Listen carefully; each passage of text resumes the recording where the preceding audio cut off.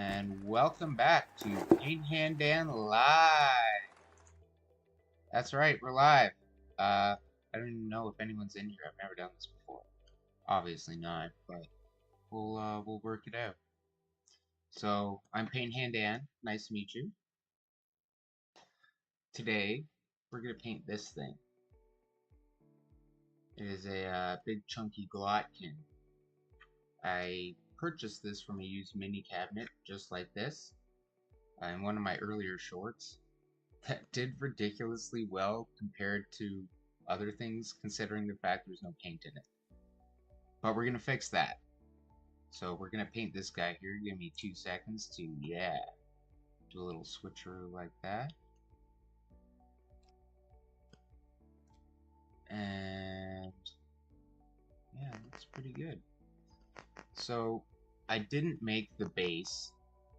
The base is not my creation. This was on it when I bought it. And it's almost a shame to paint over it, because I'm gonna. But they did a really nice job. I would credit them if I knew who did it. But I'm pretty sure it's cork. It's pretty solid. And, oh, why the fuck is that doing that? Okay. Are we still... Hold on. Okay, no, it's a delay. Sorry, that tripped me out hard. So, we're gonna do this, and we're gonna start by priming it dark. We're gonna start black, and we're gonna go over to the airbrush table back there. So give me 2 seconds. I'm gonna give you this cam here while I move the other camera.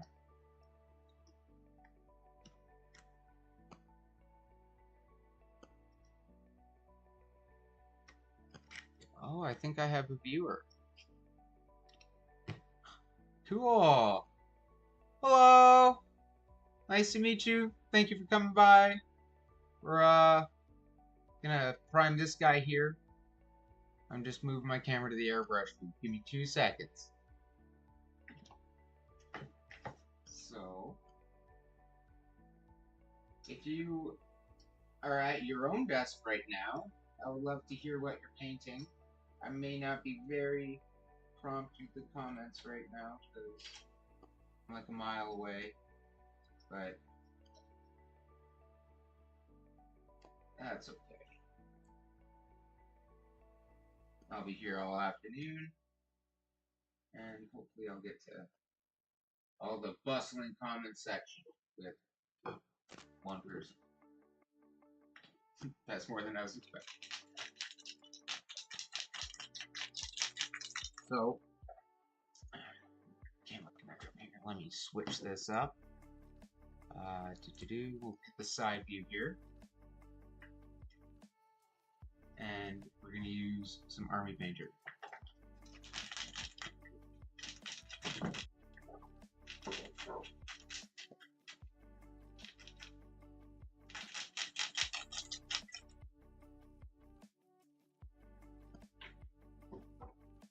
Now, I used a warm bath of water to soak the paint in for a bit, just to smooth it out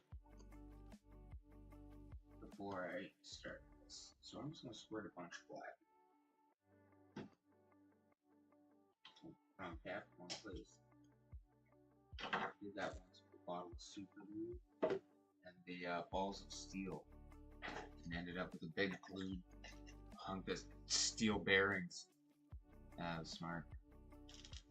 So, we're going to take our Glotkin here. We're going to put him in here. And get this paint going. Actually, use this thing.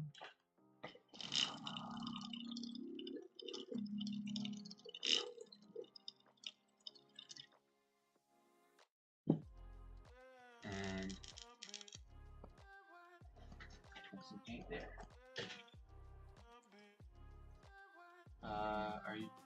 I'm not sure how the sound is reacting right now, so in the comments section, you know, let me know if it's loud or quiet.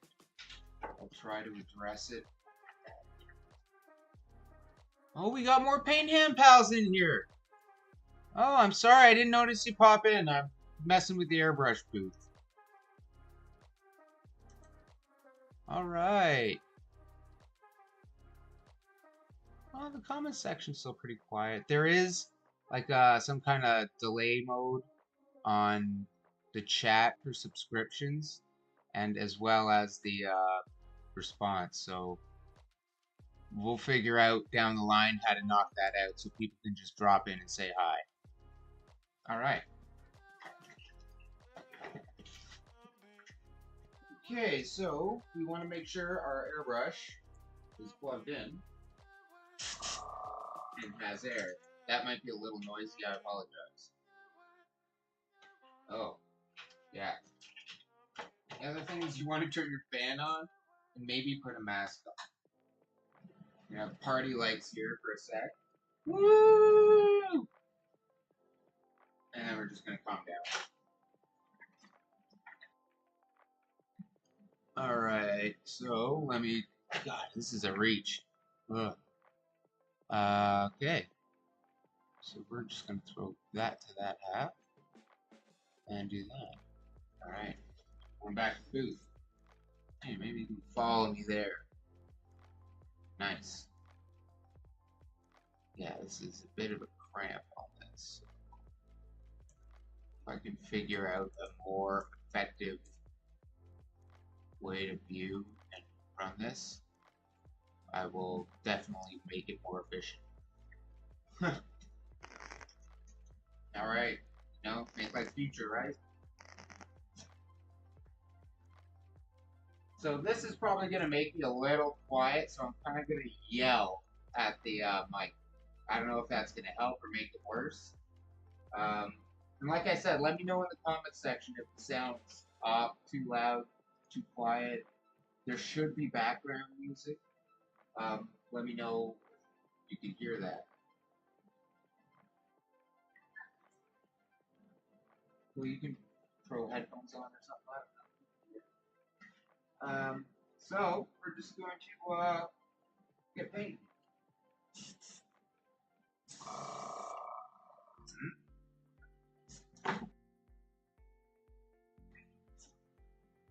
Yeah, I also want a filter.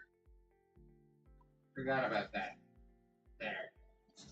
For a few puffs, I would probably just throw the airbrush to it and then stop. But because this thing's so big, I'm gonna mask up and let the vent go for a while. Alright. Ooh, that's thick paint.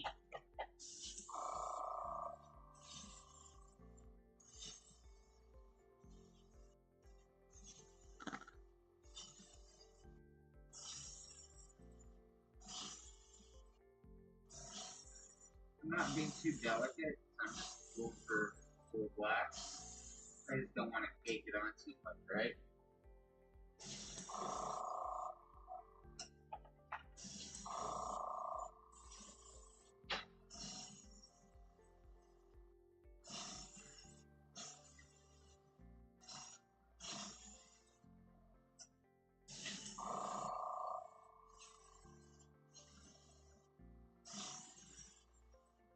I apologize for the noise. It is not a quiet process. You know, it's a bathroom fan. I actually built this out of. I had a buddy help me out creating. I had one buddy provide the box. That's my buddy Tom. I had another buddy James help me out with hooking up the fan system. And it's a Tupperware lid, some silicone screwed on. You know, a 4-inch vent fan that shoots right out on my floor. And yeah, it's an MDF box. And some LED party lights. So we're just gonna keep holding them black till it's nice and covered. I'm not, whoa, shit. Not too worried because we're gonna go over it dark. I figured it's gonna be easier to go over black with dark than white and try to cover it up.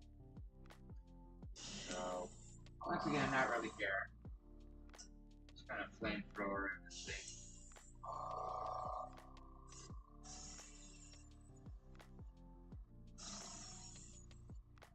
Now, if I had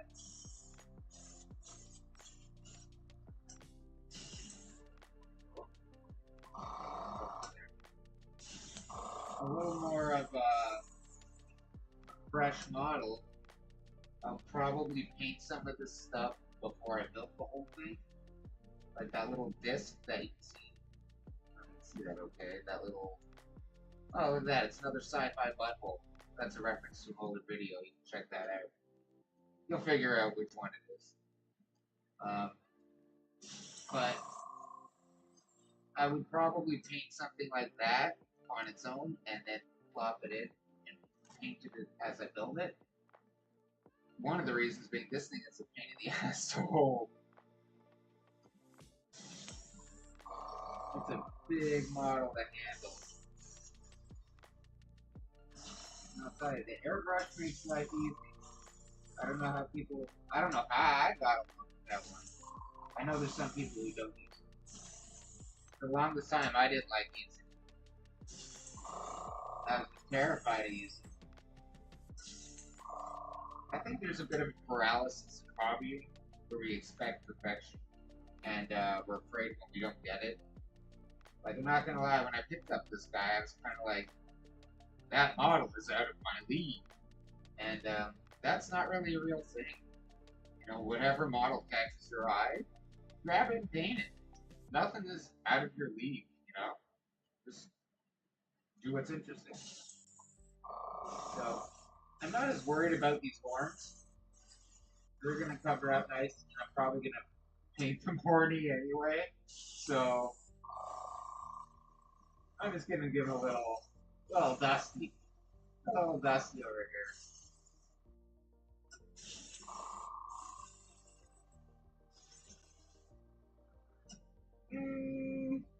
You know what? I'm gonna run without killing the base. Maybe? Probably.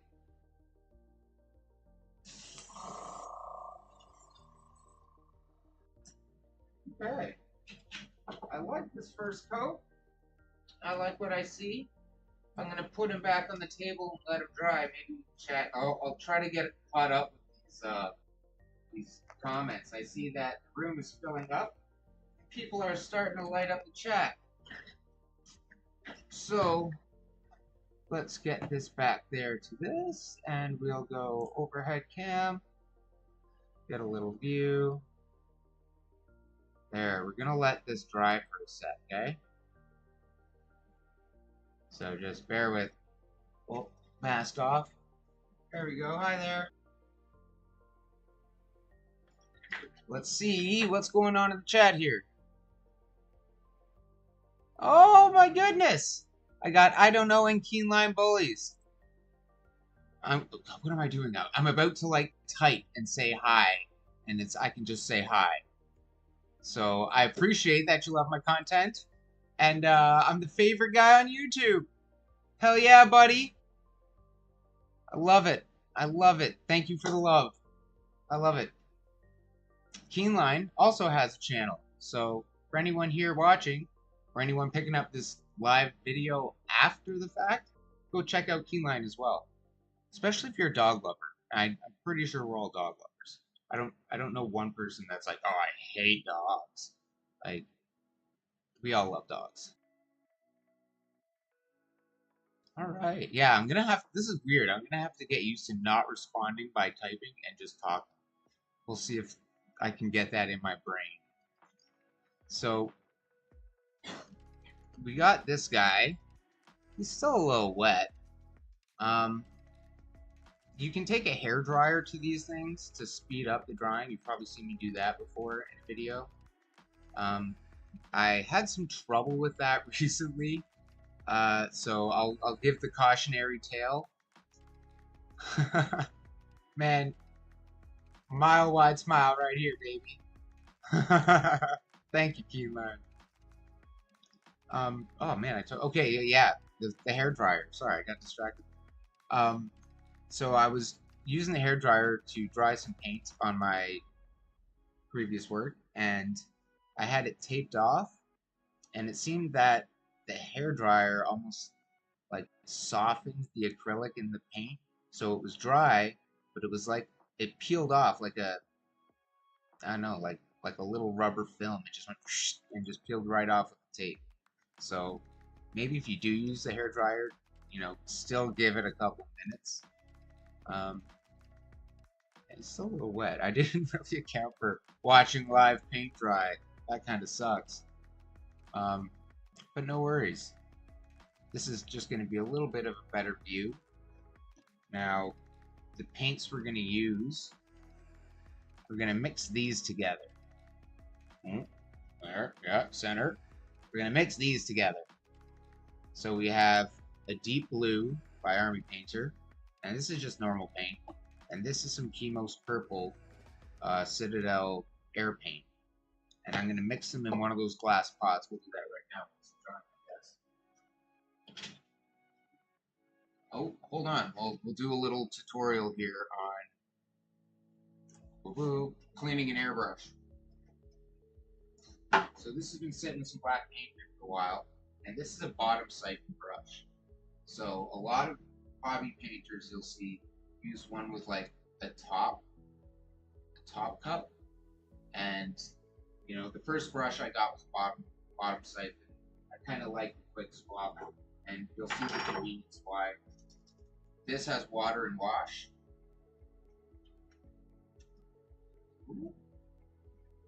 Now you just blast that through. See, you'll get some black paint in there.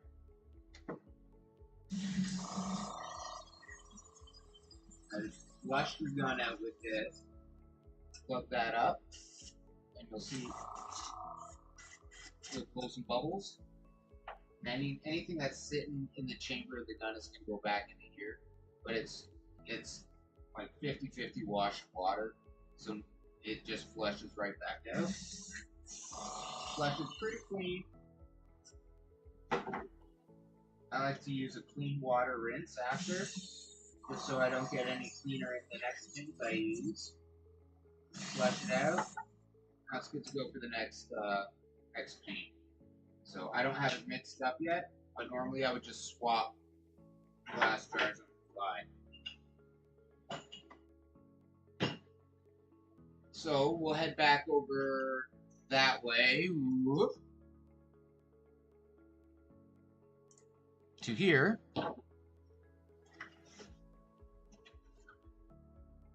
That's cleaner. That's medium. So we're gonna make up our little concoction of paint and hope it works.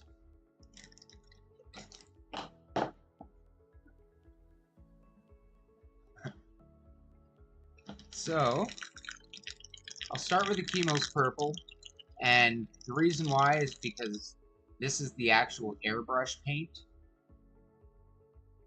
So, I figured instead of going through the nightmare of trying to create airbrush paint out of not airbrush paint, I'll base it with airbrush paint and then add blue and a little bit of medium until I'm happy.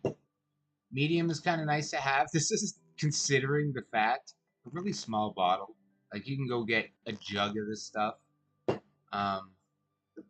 But I tend to use water as well, so water's a lot cheaper. So that is, I guess I can move this bad boy around too. So I have this little thing, little dropper. There's also pipettes and stuff here, little droppers.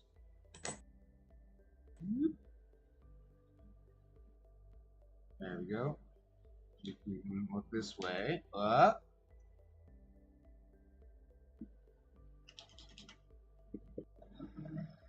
We're going to mix up our paints.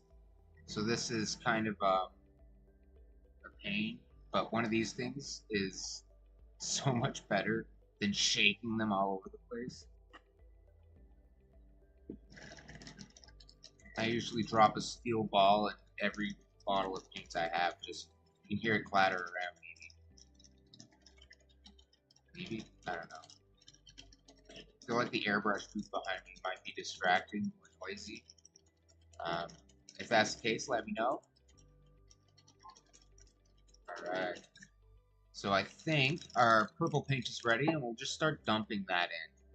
So, oh Jesus. Okay. I'm gonna actually hit this table right here. That should help a little. If you can see what's going on. Whoop. I'm gonna slide him into view. Boop. He's actually a little easier to see with the black. Before with the white paint, it was just like glaring, and you couldn't really see detail. So we're gonna use these nightmarish pots, and I don't know a better way to get airbrush paint into your pot with these things, other than just going wee and pouring a little in, making a mess. Yeah. All right, the first paint of our hand. There we go. Purple.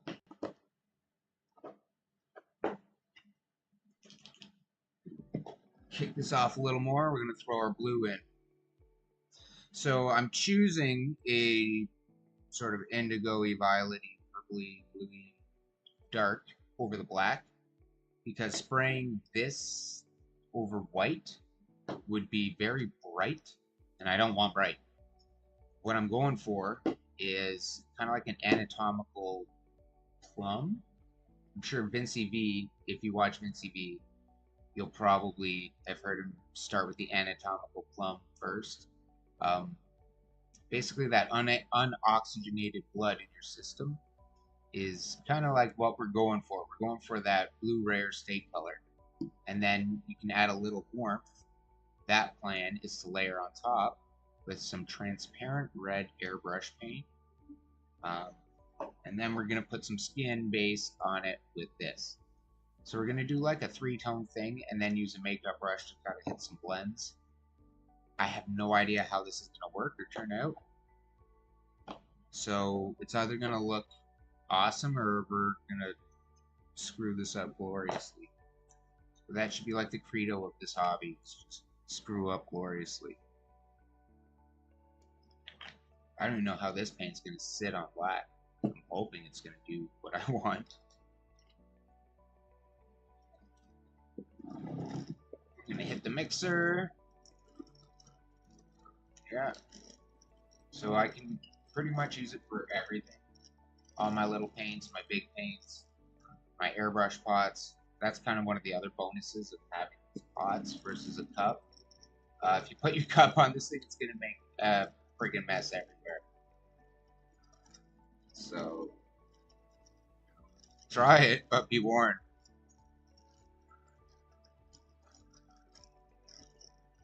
Let's see. While that's going, I'm going to take 2 seconds to see what's going on in my chat. If there's any new talk or anything. Yeah, go ahead.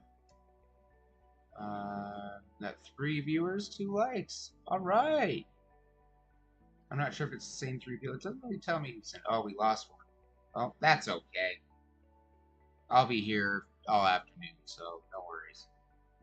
Hopefully we pick up some more. Oh, we got someone back. Okay, no worries. Or we got someone new. I'm not really sure. If you're new, drop a comment, and if you're back, it's good to see you again. All right. So where did I put that Glotkin? Jesus. All right, so we're gonna flip over. Ooh, we're gonna flex like this for a sec. Bam. Whoa. Whoa. Ah. And now we're gonna just look over there. So I'm hoping this purple's gonna sit nice.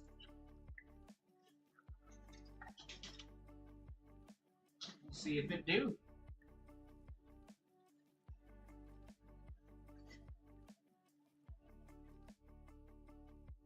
Oh, this is actually a good one to share. So anyone who does the, I don't know, I guess kind is a vulgar phrase. The raw dog airbrushing right at your desk. Man, this is what you breathe in or cover your desk with when you do that. So you know, this isn't even a great filter either. This is like a piece of cheesecloth sucked through plastic vacuum bin. But I would recommend having some kind of ventilation. The Army Painter paints, like the one I'm using here, this says, you know, spray indoors, but I'm pretty sure you should ventilate. Like, so that's I don't even know what kind of wording's on the Citadel paint. I'm sure they make sure it's, you know, safe. You're not spraying cadmium or anything. I guess I'm gonna just start on an upward sort of angle and shoot down. Try to glaze it over. It's gonna be like a quick slap here. Ooh, let's get our purple.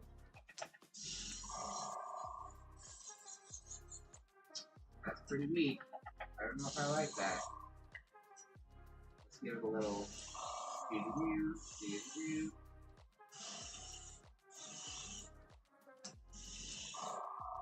And what? Not gonna lie, it's not working how I wanted it to. Oh, there's some. Okay, now I'm seeing it. It's gonna take a little layering.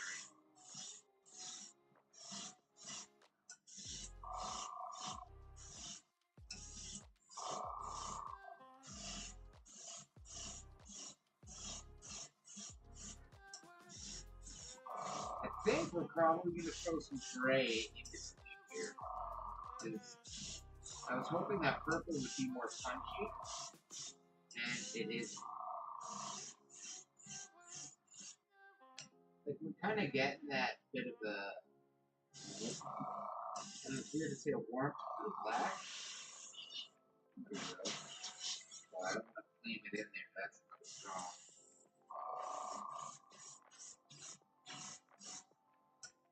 There we go. There's a bit of warmth to them. It's gonna take a little effort. You know, you guys ever seen the movie Hook? When the Lost Boys are like, "You gotta believe in the food, man." That's kind of how this paint is working for me. I just gotta like believe in it and know it's there, and hopefully we'll get something out of it.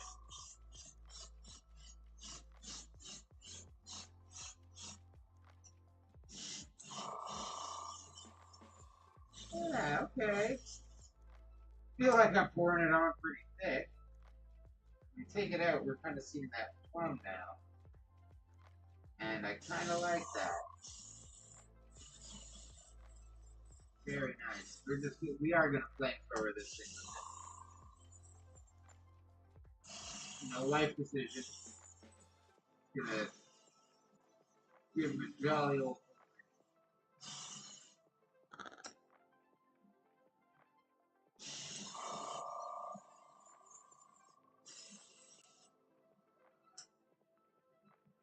This is an interesting purple. It's not really standing purple. I'm gonna mix it a little bit. But I don't hate it.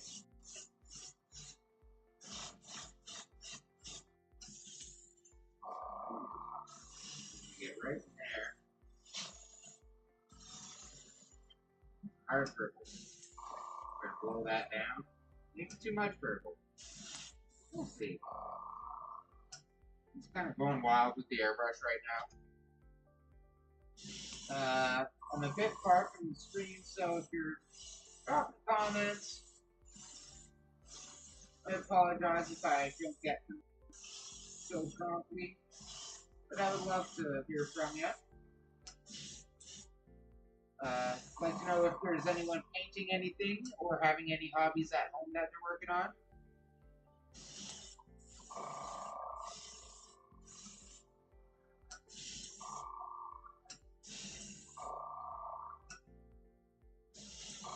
Not gonna lie, it's kind of tricky to keep this guy in focus and look at him and pay attention to where my head and hands are.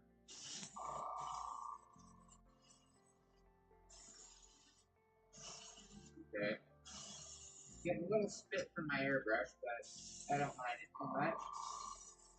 I give him a jolly old blah blah.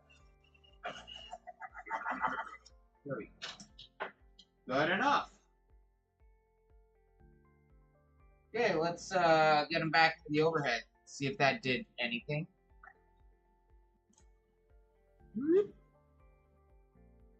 Okay. That kind of gives some good purple. I could probably hit his belly a little more. I want that a little more pop off his belly.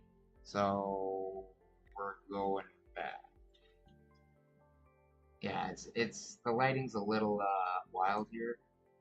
I could probably figure this out better. Actually, we'll try to dim this down. And dim that down a bit.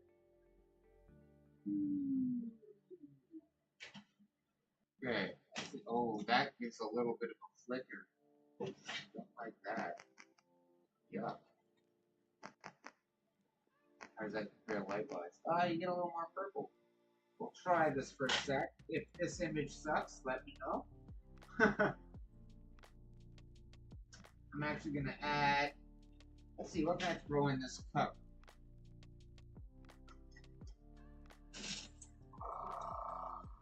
My needle's getting a little dry there, I think.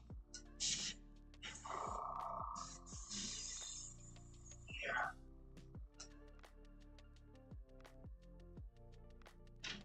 We're just going to let that stand. Go back here. We're going to try to brighten this up a little. We got some Aether Spectre? Ethereal Spectre. Yeah, we'll take that off because, you know, I think we've all worn masks enough in the last couple of years that no one wants to put these things on their face anymore. Even if it protects you from pain.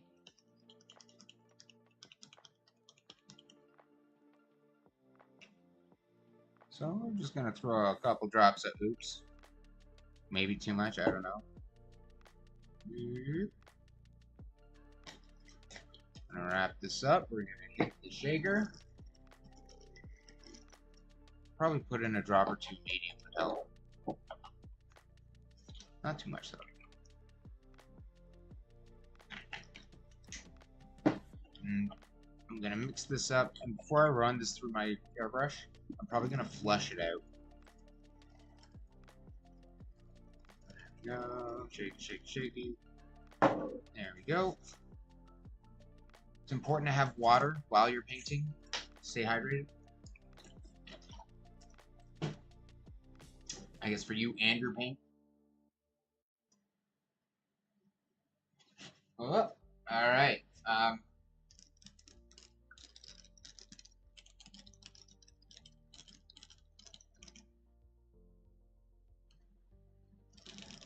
Okay, so let's go back to side view. Bang.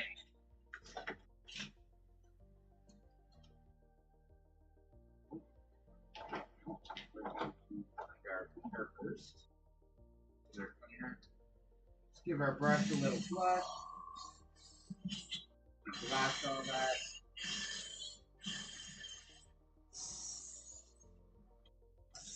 There we go. Coming in clean. There we go. Water rinse.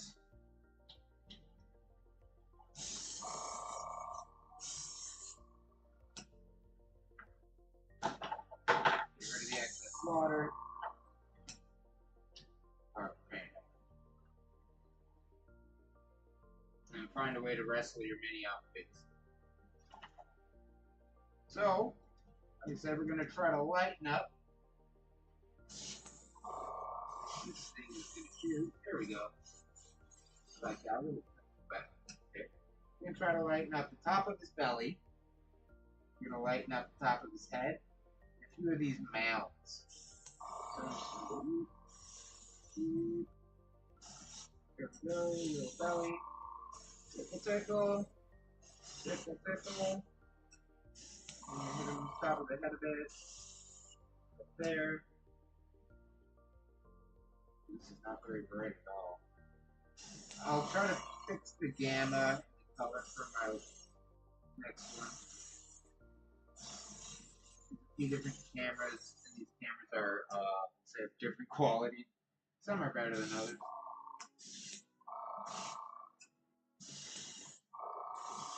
Yeah, I might be going a little overboard on this purple, but whatever. Doesn't hurt. You start seeing things.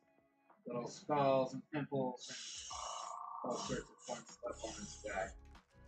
Whoa! Hang on to her. It's gonna slap some paint all over the place. Why not? This is all about making a mess and trying new stuff. So, to be honest, I was very intimidated to start painting this thing, and now that I've started, it's kind of like that intimidation. You know, fear has flown out the window, and now I'm just excited to throw friggin' paint off this thing. Well, we are throwing paint off. Not with the brush. See, I can't even help myself. I'm seeing a little dark spots, and I'm like, oh, I want more color now. So we're gonna allow ourselves that. I'm gonna take some of that transparent red I was talking about, and we're gonna make that the next step. Now, I have a jar of red here. This isn't the transparent red. I'm just gonna flush it with a little bit of water and add the transparent red to it. Because why not? Save the paint, right? So we go every cam. Go back here and mix our paint. Lose the mask again. On, off, on, off. It's kind of the joys of airbrushing. Just gonna mix this one. It's kind of thin. Now this stuff goes on and it's like it goes over black, you don't see it at all. You go over white, you see red. And I don't know, it's very, like I know airbrush does a nice transition, but there's a few of these transparent paints that are just, you know, neat. I don't know how they work. I know how they look when you paint them, but got another little pipette to get our paint in there. It's looking nice and runny. With the shaker. Shaker, shaker, shaker, shaker, shaker. Ooh. Camera. There we go. And we are going to. It's weird. I have the vortex mixer, but out of habit, going on and off it, I still shake the friggin' bottle. But yeah, that thing can shake about 1,000 more times in a second than I can. Maybe not that many RPMs, but definitely more than my hand can shake. And a little more in here.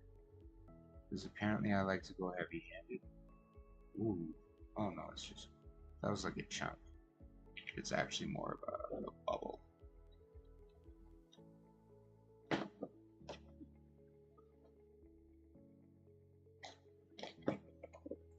Alright. Put this thing on the shaker. Shake it, shake it, shake it.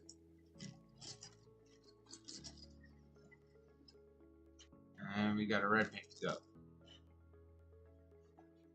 I'm just gonna, whoa. No, I'm not. So you see things better. So now for the quick swap, take this, blow our paint back, give it a little flush, give it a little flush, blow our finger back, take our water, blow our water through, give it a little rinse, another little rinse, clean, blow any water back, squeeze, boom, onto red. For everyone that hates on a bottom siphon airbrush, that's why I like it. They're fast on the swap. There we go. Now we got some transparent red. So I'm trying to mimic those layers, but I'm kind of cheating with the airbrush. So I don't know if it's cheated. I'm moving quick and get surface area now.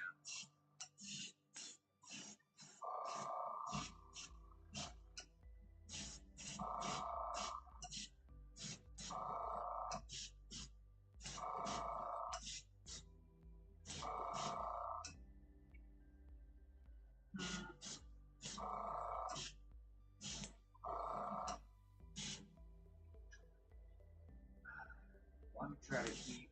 Ooh, that's too much red. Yeah. We're going back over that one with purple later, I guess.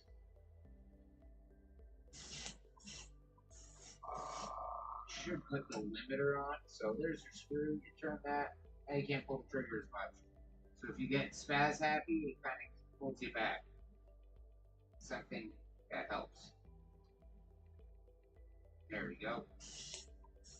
It's not going to save me, but it'll help limit how much I paint, because I really don't like that big red spot. And with all my might, I'm trying to not even it on the other side, because I know I'm just going to dislike both sides. But it's not going to balance, it's going to grab it.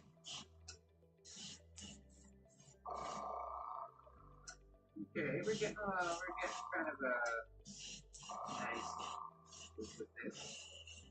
Get down a little bit of red. That's not bad. Top of its red.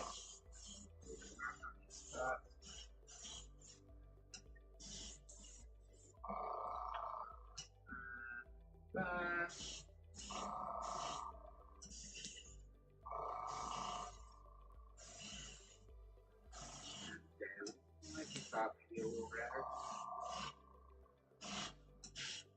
Want those spots to look a little angry, right?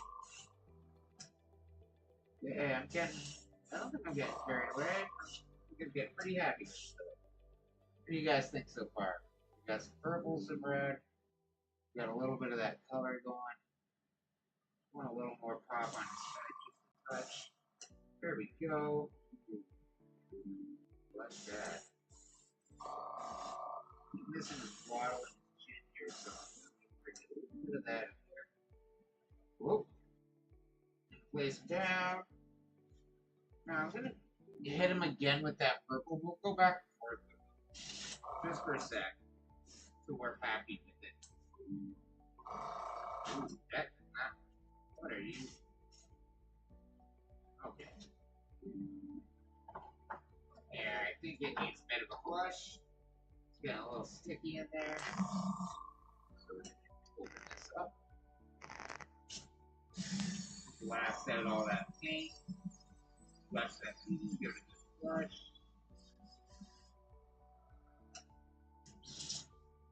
That looks pretty clean.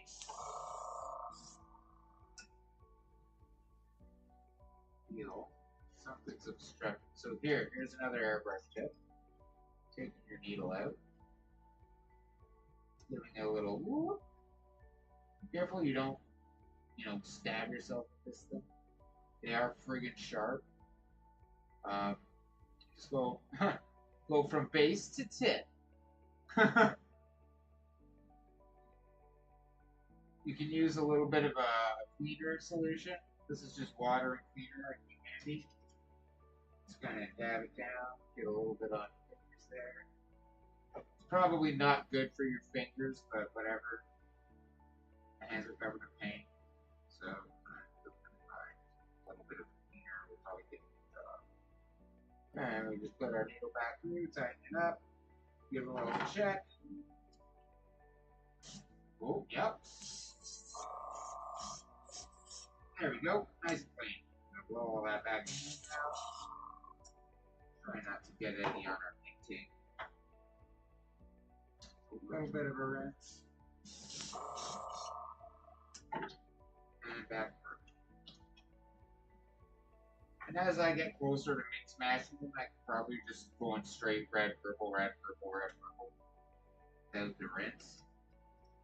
But I also like to keep the needle, because that Saves a lot of headaches. Well, let's pick up this mammoth.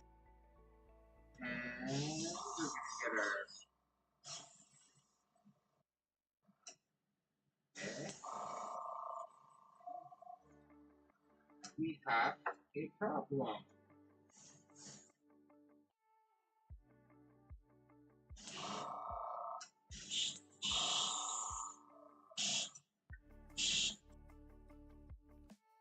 I think our siphon might be clogged. It's a airbrush problem. Whatever my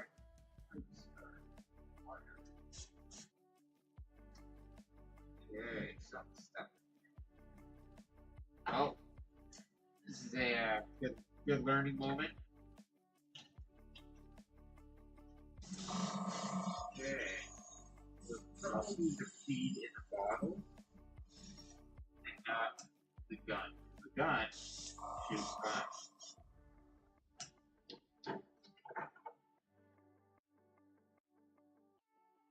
So we're gonna do a little bit of a test here. It's gonna go boop. Shove a little water in that pipe.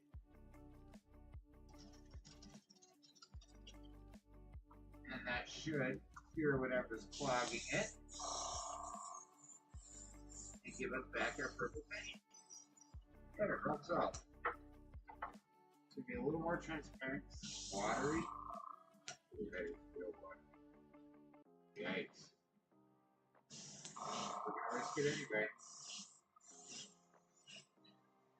We're just gonna try to meet some of that extra red so we don't want it too hurt. Friggin' A, happy accidents. That worked well.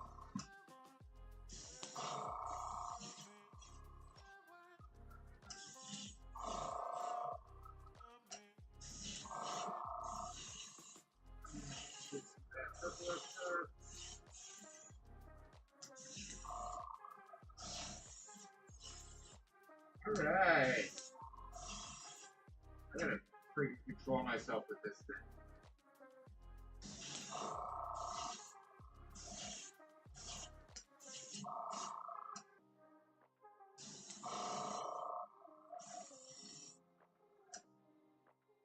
Okay, now here's the fun swap. Do that. Just do this because we're getting close to that double color. We can't interact with it. Where's this one's clogged up? So, oh, they don't clog up as much. Oh, it could be that one of these steel balls in there is something to hold. We'll see. We just blast it through. There we go. There's our nice soft red. There. So yeah, siphon airbrushes aren't perfect. I'm sure there are advantages to having a top bed. Just my preference of what I have, what I use.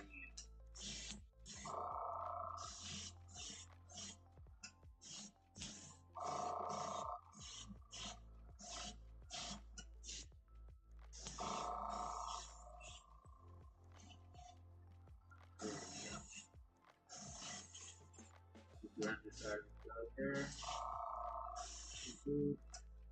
Again. Oh, jeez. Painting himself now. God, I wish that he's painting himself. Again, he'd be out of fun. Yeah, sometimes these take forever. Sometimes you just want a display shelf full of really cool models.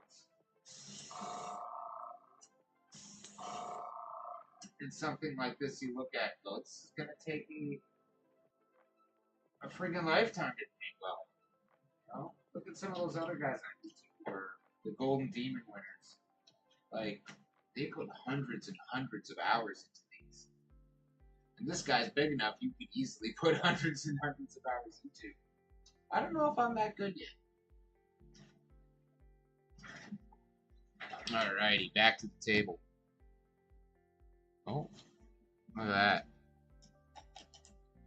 Oh, come on. Come on, figure it out, mouse. Up we go. Why is this not going? There we are. Oh, oh, wrong camera. There it is. Alright. So, she's kind of looking a little more colorful now. You can kind of start seeing that warmth around his belly. That kind of shade on the top of his head. A little bit of shade and shadow on his back. And I could probably brighten that up a little bit up here. But overall, that, you know, it worked. I'm actually really happy that worked. I was doubting it in the first few passes of purple. But, kind of like this. So, we're not done with this layer yet, though. We're going to use this stuff. So we're going to have to go back to that booth one more time. I'm not going to go too heavy with this. And I say that now, but we'll see what happens. Yeah, here I go shaking.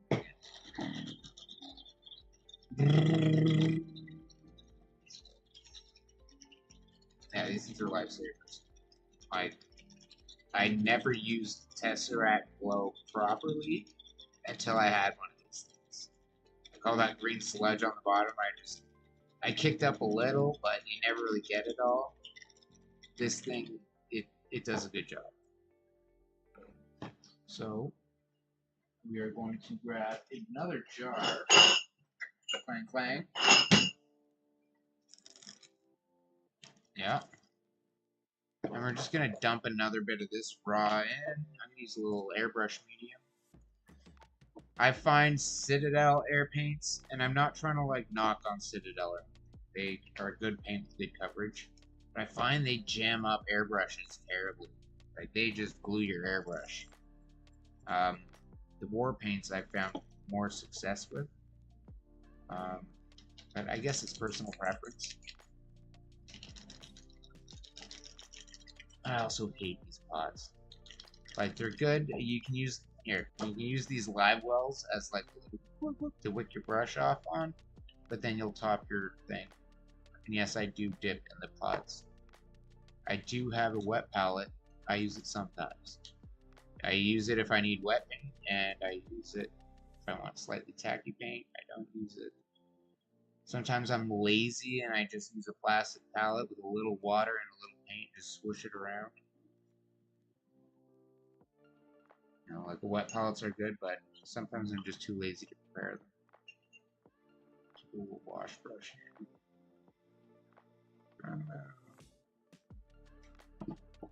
Okay. We got our Terminata stone now. And we're going to see if this kind of makes a pasty pale color on the over this purple. This could make or break. We'll see what happens. I'm not exactly sure how long I've been going for either. Almost an hour now, maybe? Okay, I was probably going to shoot for maybe 2 hours of sitting painting. We'll see how this goes, and, you know, hopefully we get to a brush. So, I will probably do, like, a slap chop, but we're not doing the black, gray, white. I know in other videos I've said that we can do slap chop, and it doesn't have to be grisaille. We can use colors on colors. So, for this one, I actually thought we'd kind of do something fun. And we're going to use a little bit of this on top.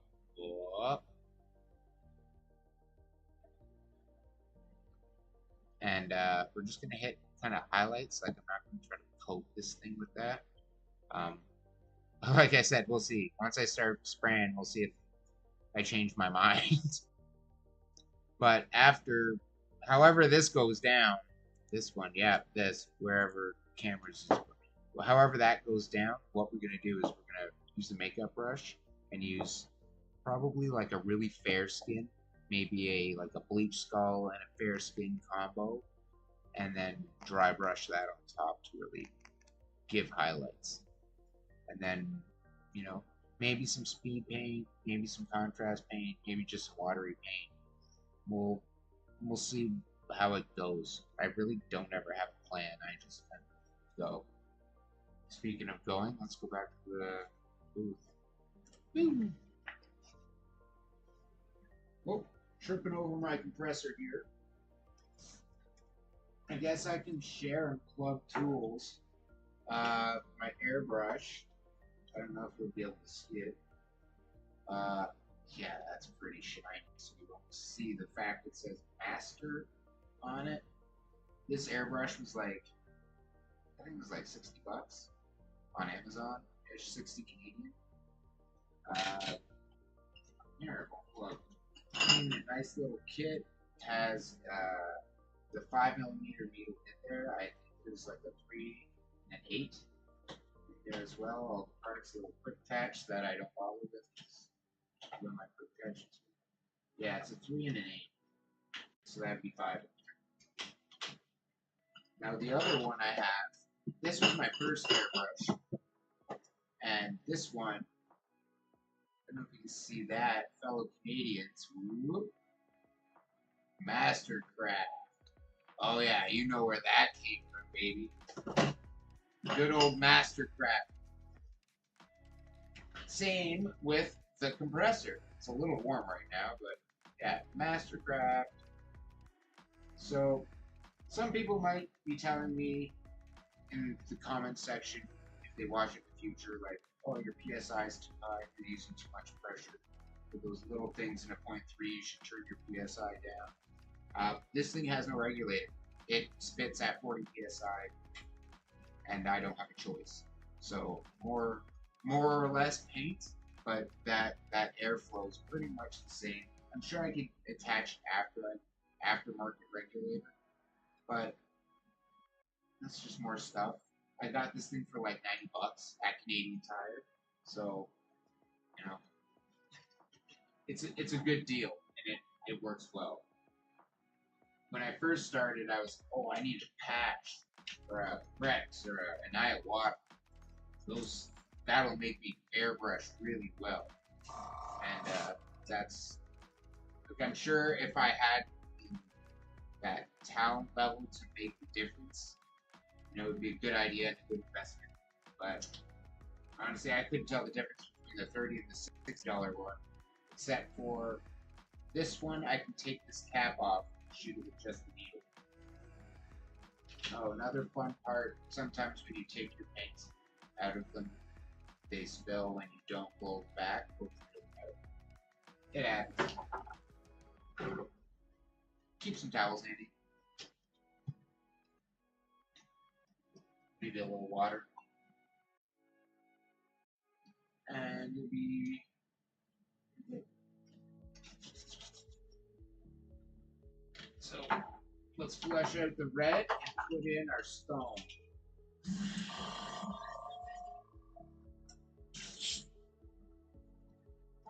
Where's our wash? That's purple. We'll get that out. Get our red out of the way. Throw them up there.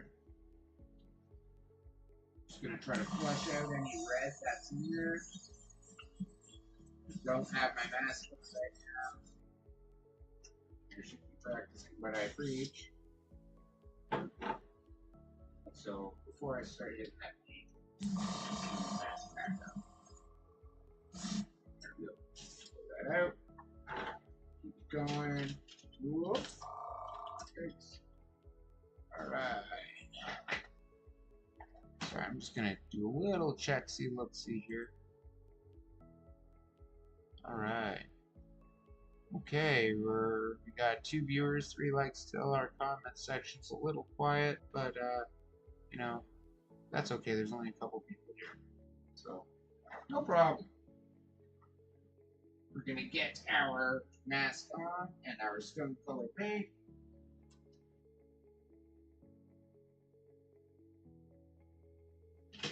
Whoa, little spitter there. Oh, yeah, I don't like that already. That already looks nice. So, let me just check my feet. Okay. Here. Now we're gonna try to go really light with this. So I'm actually gonna do this bend screw in advance, so I don't go crazy with this. I kind of have to screw this in. Yeah, a little less. So you can kind of see in that little gap there how much you're gonna hit that little pin to block. Alright, so here we go. Just a little bit, a little bit, a little bit, a little bit. Okay, you know what?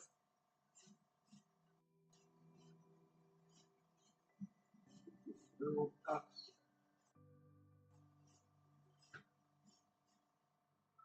Up here.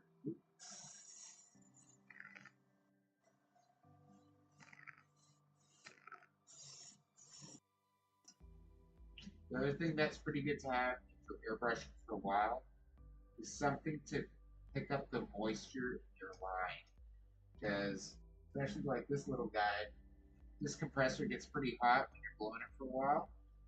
And eventually that heat will pull and heat the air and cools off in your line. Especially if you spray for a while and let it sit. That condensation will cool up, and the next time you go, it's gonna like spit a little mouthful of water all over your body, which can mess up your nice smooth airbrushing.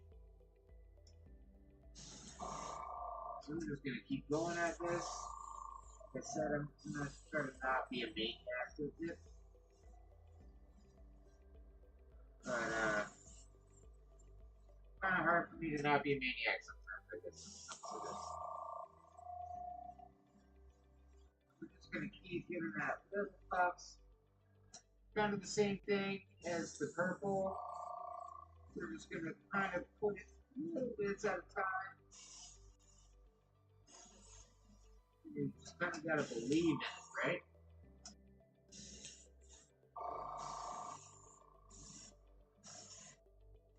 Do you want to hit more from higher angles?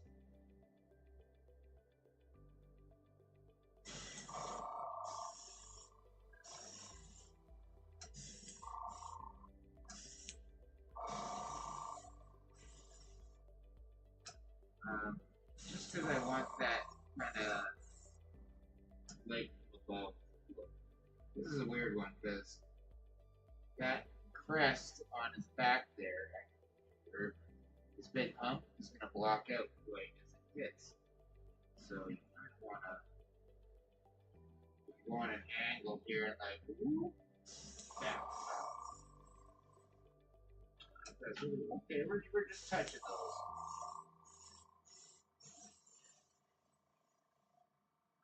I'm going to get it to those top parts, right?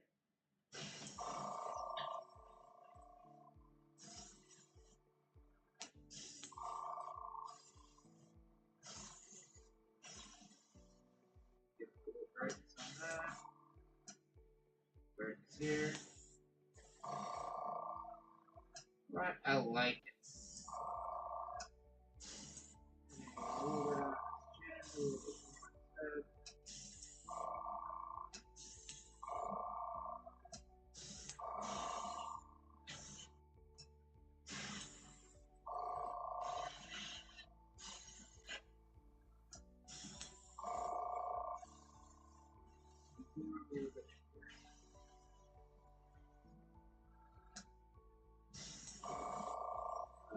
Again, a little froggy now.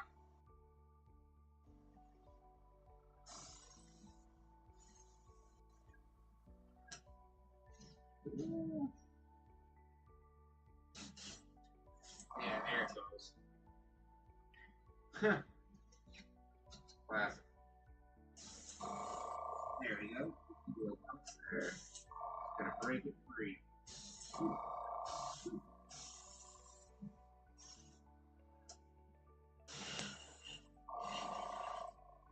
I like that.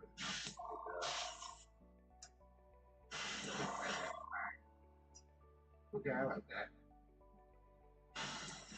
Highlight there. Let's get a little shot on the nose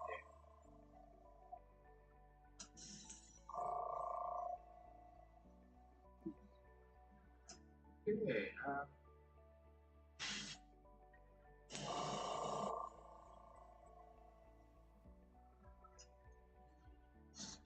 sometimes when this thing is a little jammy, I'll just open that thing right up, let the needle out a little more.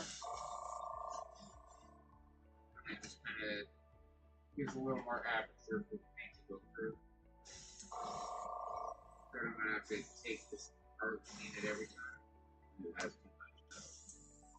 Yeah, I'm playing with a little bit of fire here. Maybe too much for me. Shit, didn't I say I was going to not go crazy with this? Did I? I don't know. I would classify this as one yet.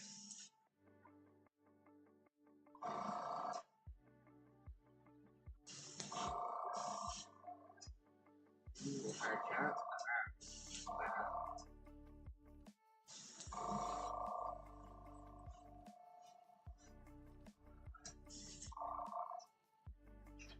Okay, so I think that's looking pretty good. Let's go back to camera one here. Alright, done.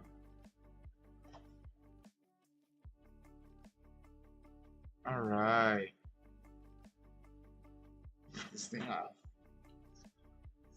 I like it. I think we can retire the airbrush for a sec. I'm gonna have to take a second to clean it with the camera over. So let's take this guy. It's hard in here. I'm stuck in with an overhead view. I feel bad about that. So in 2 seconds, I'm not going to pop this I'm gonna pop this in.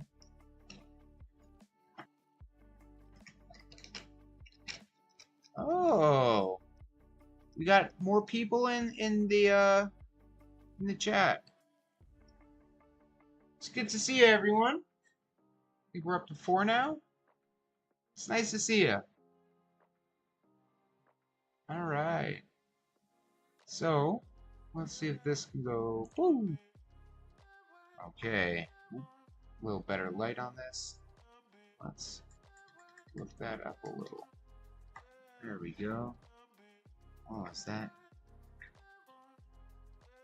Let's see, color filter. Okay, that's what we want. Okay, so that's a little better. Okay, let me slap you over here. And a little look-see. I'm just gonna take a little sip. And I'm gonna take 2 seconds to just flush out my airbrush so it doesn't, do itself shut.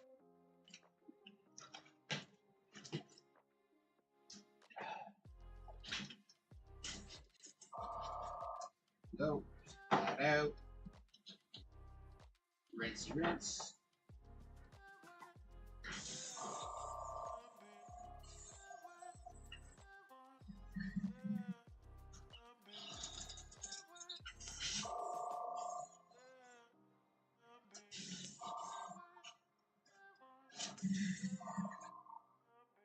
Find those seatbelt paints dry inside your airbrush really quick.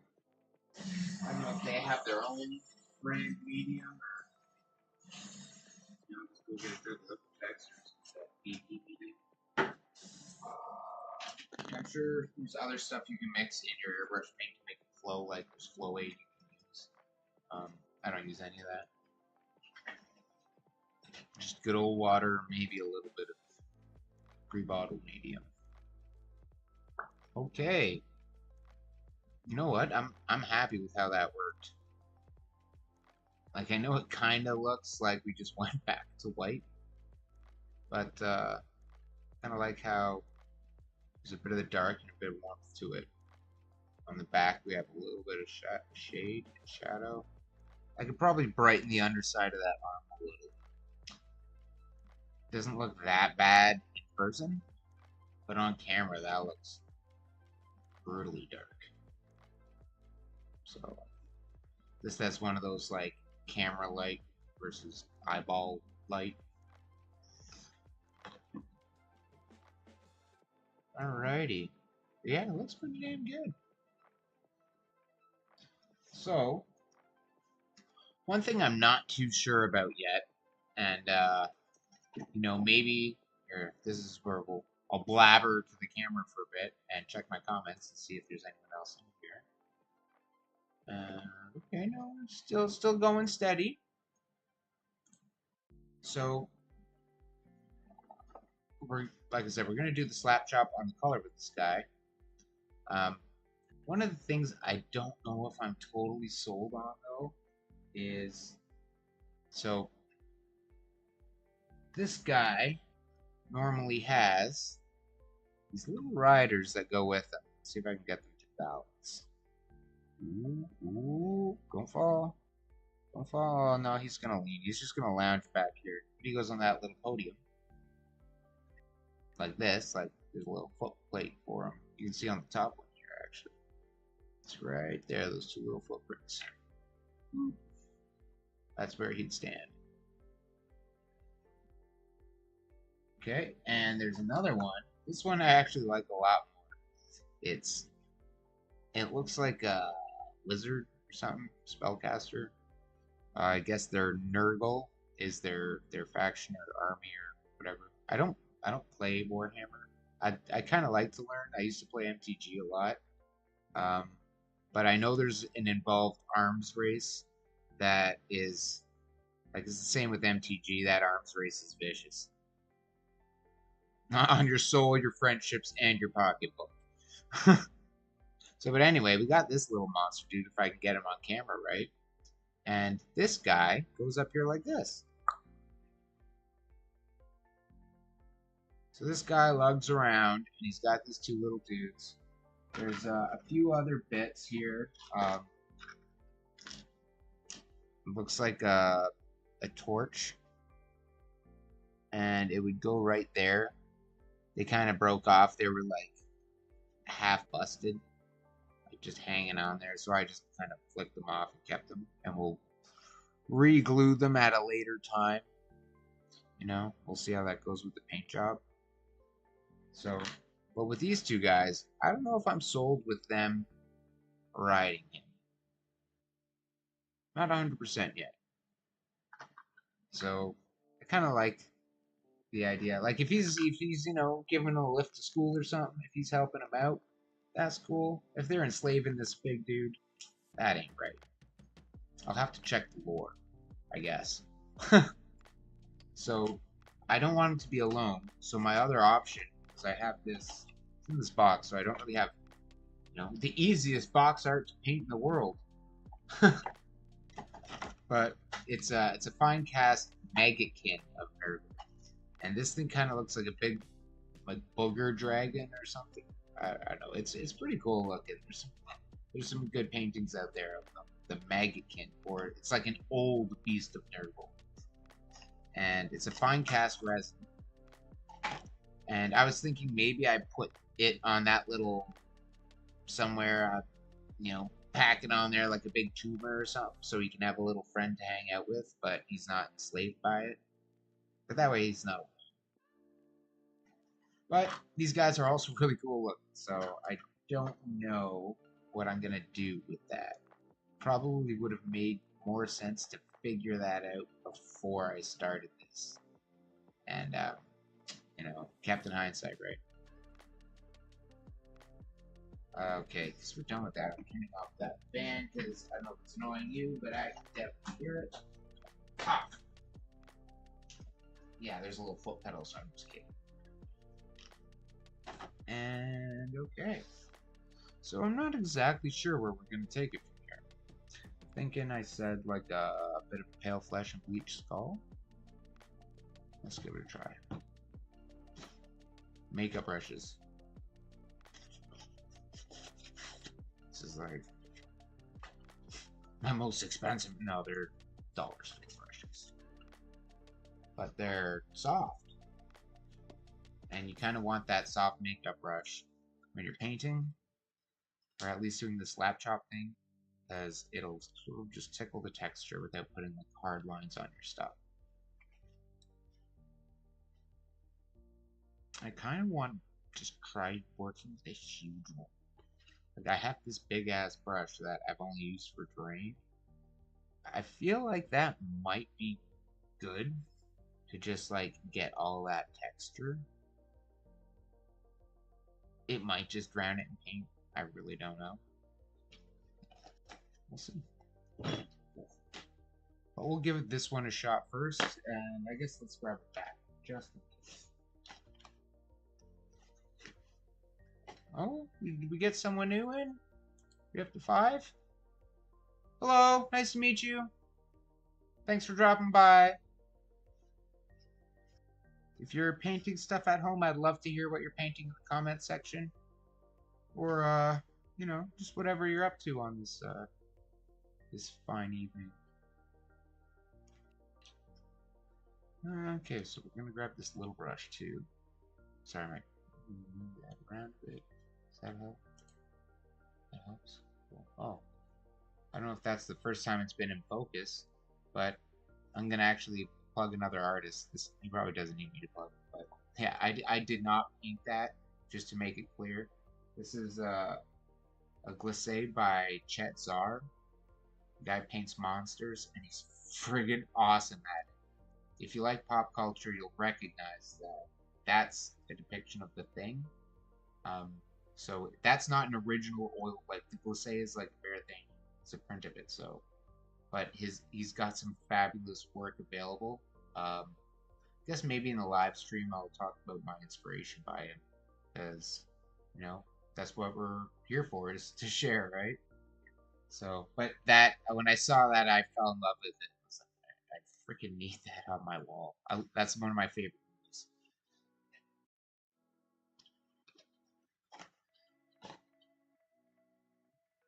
So let's get a good look at this guy, so you're not looking at his butt the whole time.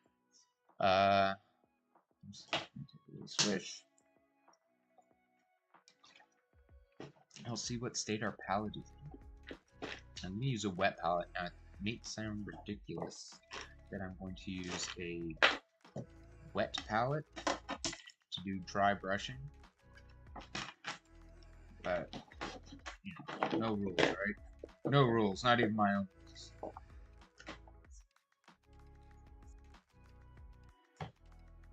So we'll take, oh, sorry, I'm building clutter here. Like if you saw the totality of this, if you're claustrophobic, you'd hate it. Ah! Tyler, what's up, dude? Sorry, a little bit of, you know, a little loud. Don't know the mic balance. If I'm blowing it up, let me know. For Reaper's Quarterly, nice, dude. Nice. Are you gonna post that on Instagram? I'd love to see the shared work. All right, you do contests too, bud. I love it. I love it. That was my one of the things that got me into this. I'll actually share something. I'm gonna blabber, but hold on. Let's see here. This little dude. Who's gonna interrupt the camera for a second? Yeah, there, Glotkin. This little dude. Ooh, that is so bright. Is one of my first contest entries. I entered it for a it was just an open at a local gaming store, and what I didn't really figure out with the open is like, you know, open is open. There were big models and titans and very impressive works, and I literally shamefully showed up with my owlbear, not knowing what other people had entered, and oh man, that it was emotional, but it was well received, and just on that alone, I felt really welcomed into the hobby, and you know, I've tried not to put my paintbrush down since. Yeah, it's my first contest entry. Done with all the blue and some oil paints and washes. And yeah, this is before I kind of figured out how to dry brush, so there's a lot of those feathers that were like individually licked and not very well, mind you. But yeah, one of the things I'm pretty happy. He's been sitting on my display in the back, but just hearing another competition painter brings a smile to my face. Makes me want to share. So he's going back on the shelf. Woo. And we're gonna land back here. Sorry for the ramble. Let's get painting again. We get our parchment paper.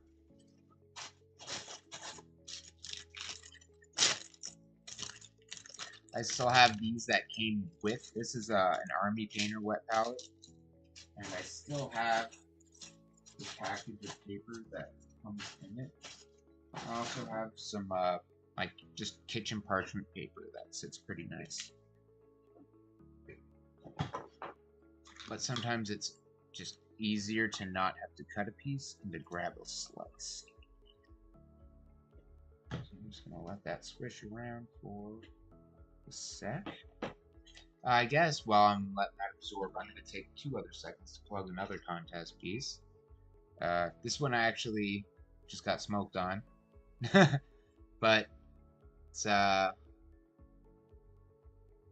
Necron Overlord that I painted recently. I didn't expect to win. I actually did this one in a day. Like, I just kind of stayed up from 5 to 5 and painted it. I kind of do that to myself sometimes. Like, oh shit, I have to get something done. But yeah, I'm pretty happy with this one too. I'll put some photos on it on Instagram or something. Okay, so I'm gonna get that out of the way. We're gonna get this going. And just kind of smooth it out there. Blah, blah, blah, blah. Ooh, that got kind of wrinkly. Too much water. Yikes.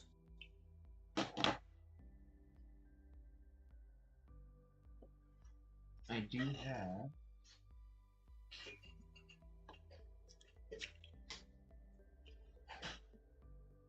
so something you can try. Make sure it's clean. Little vinyl eraser.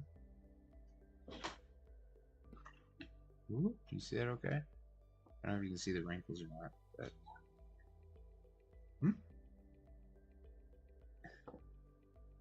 sorry, my screen's covered in stuff, so as I'm working, I'm trying to flip through the comment sections as well. There we go, little vinyl eraser. It's nice and smooth, albeit a little wet, but that was my own dumb fault for having too much water. Alright. Okay. We're up to 5 people? Alright. Ooh! Okay.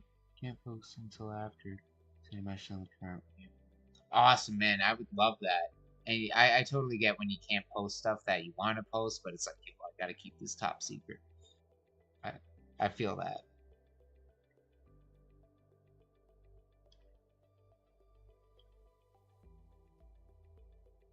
Aw, dude, I'm sure yours is like absolutely as cool looking. Like that's the beautiful thing about minis. Once paint's on them, they're always cool looking. So, like for me, I when I put it on the table and saw the Titans next to it, I did not think it was cool looking. But like oh man, that one is that one's got a special place on my shelf. Okay, so what else we got going on here? Sorry, I'm just trying to organize my screen here so I can see everything that's going on. Okay, that actually looks a little better. I apologize. Might be like, hey, come on, get with the painting. Alrighty. Okay, so what did I say we were using again? Bleach skull and some fair skin? Goblin skin kind of looks fun. Anything like that, a little more yellowy than I was thinking. But I don't think this guy has very healthy looking skin, so I was thinking going really thin and pale over this kind of purple. And I almost feel like it's going to be a shame, because as I look at it, it's like this sort of dark purpley plummy with a little bit of lilac, I guess. I'm liking it a lot. I almost feel like it's going to be a shame to take a dry brush to it, but it's going to make some of those details pop. It's going to look nice. I friggin' hope. A little dumpy. I guess dropper bottle tip. Have a wire somewhere. Here. Or a paper clip or something. Anything really. Anything small enough to get in that hole so you can like kind of ream it out a bit and get that paint out. You got some cloth or a rag or something, wipe it off so you contaminate the next paint with it. You know, a tiny bit won't hurt, but you just put a bunch of white paint in there, it'll might look a little messy. There we go. That one's actually kind of clean. I didn't even need to do that. But yeah, it'll kind of explode like a ketchup bottle if you squeeze it. Or sometimes if you put metal balls like I do in there and you squeeze it, it'll like you know, splooge your paint all over the table, which sucks. Especially if you have something sitting on your table right there.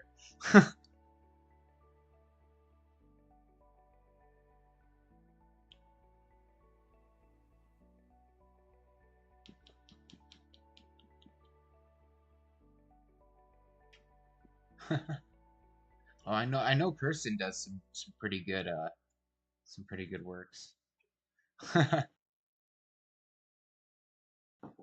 Pretty sure she's beat me in a contest or two in the past.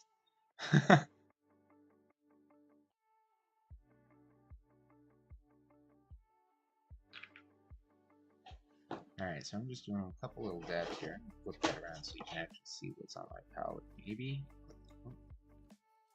Oh, there we go. I think that's looking. Sorry, my screens are all over the place here.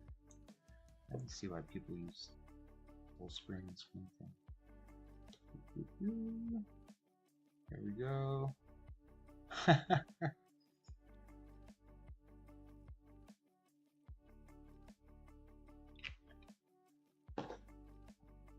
Alright. So, I'm only putting a tiny bit on this. I'm actually going to use this smaller brush here. So I don't know how this is going to look. And we're just going to kind of muddle it together and find it. I can already tell it's going to have a little too much warmth. Like it's not. You kind of see that little corner there. It's like white with a hint of beige. And just my eye is telling me that it's not what I want. Ooh. Don't you love when a paint actually has the name of what you're looking for?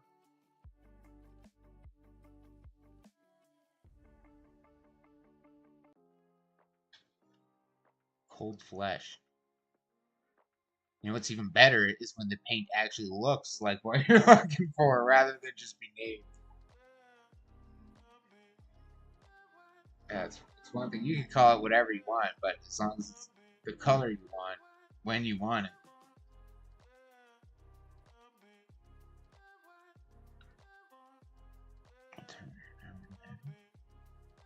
Yeah, that's not bad. It's actually gone by really quick. That's kind of the deal with hobby painting, right?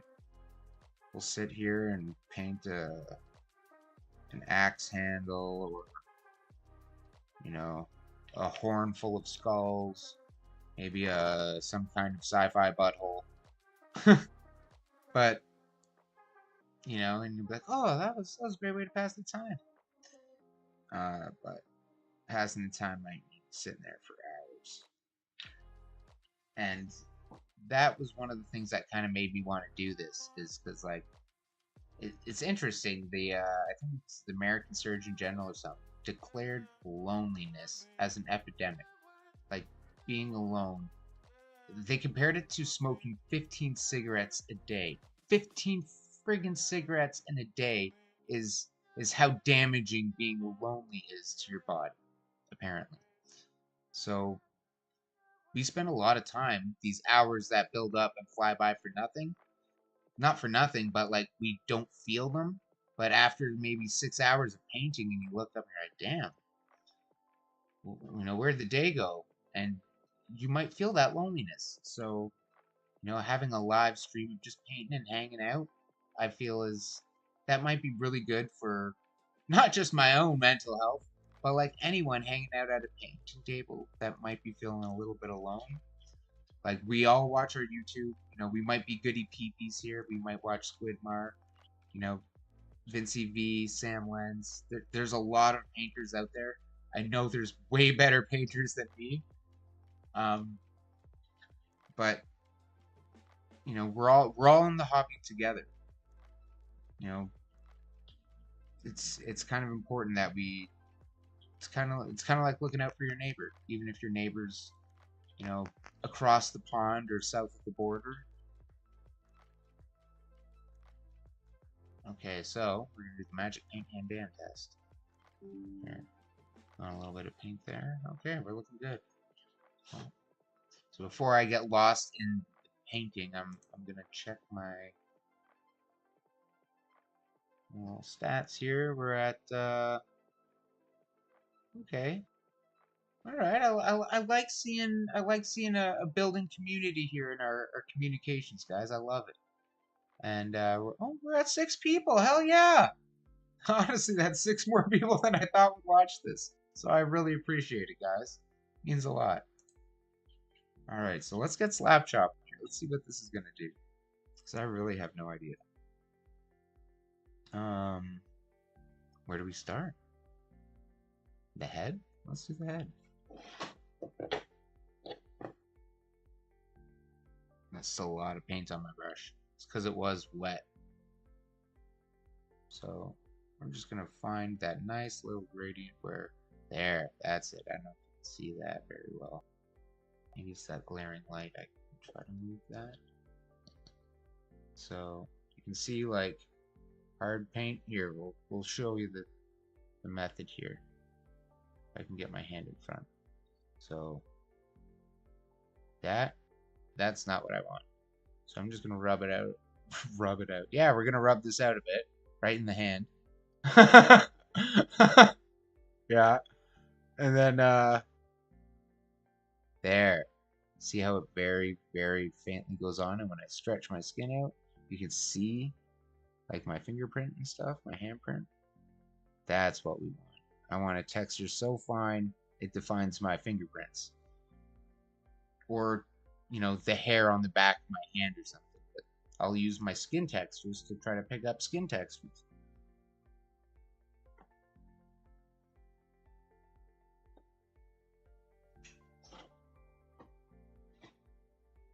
Alright, so can you see that okay? This is kind of a weird angle. Oh, I can just move this, can't I? There we go. Now let's get slapping first. Slap! No. Okay, I'm already seeing little dimples pop out. This was a good choice.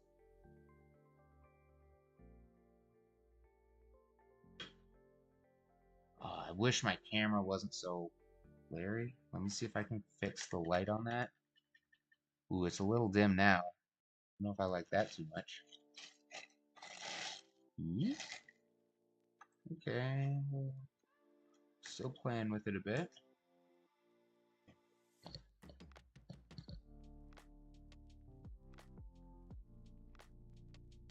Okay, now that paint's feeling a little more dry. You can kind of pull that down off here. I probably could have put more blue in this.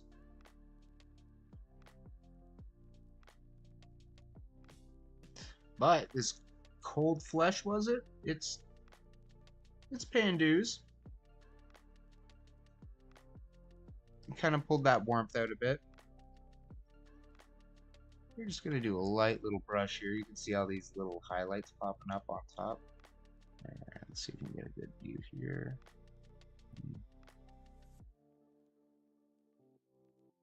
Just gonna roll it up, kind of like I'm gonna go backwards, kind of like there's a blast in his face, like light. But that doesn't mean I'm exclusively only gonna brush that direction. That's just kind of the helpful direction I go for the highlight I want.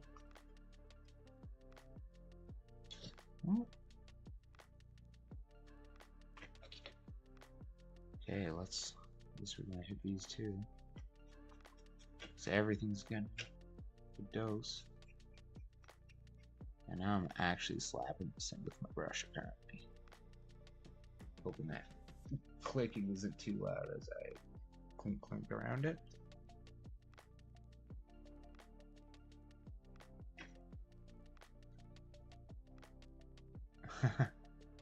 Thanks, man. I know it's just a small channel for now, and good things start small. I'm still kind of finding my way, but I try to create stuff that's I find, engaging and fun. I know sometimes we'll have the habit of watching content and seeing that alluring, wow, and then like it's almost like we can't help going and flying right to the end and going, that's a great painting. And I want to, I'm not gonna be like, watch 100%, but like I want to give people something that might be a little more fun and engaging to watch. Now, everyone likes a good music video, right?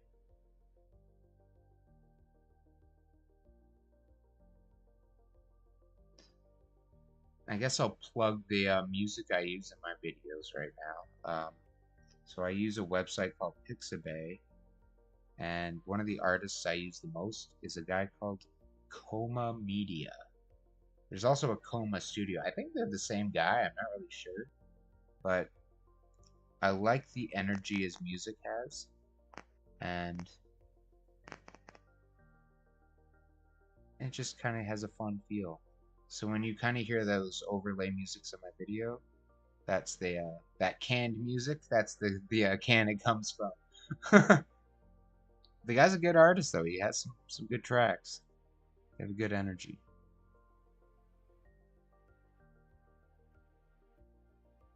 Sorry, I can't really see. I have my windows blocking stuff out.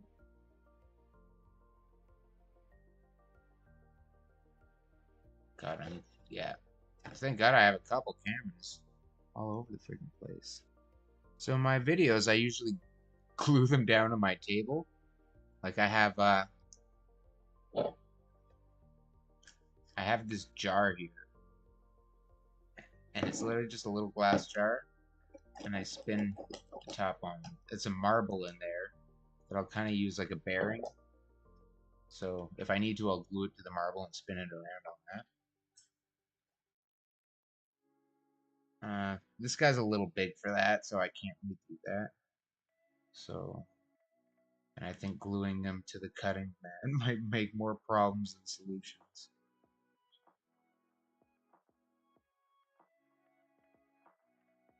I'm just gonna keep going with this guy, trying to bring out those textures. When I get to the body, I'm gonna go one direction. I'm just gonna go down.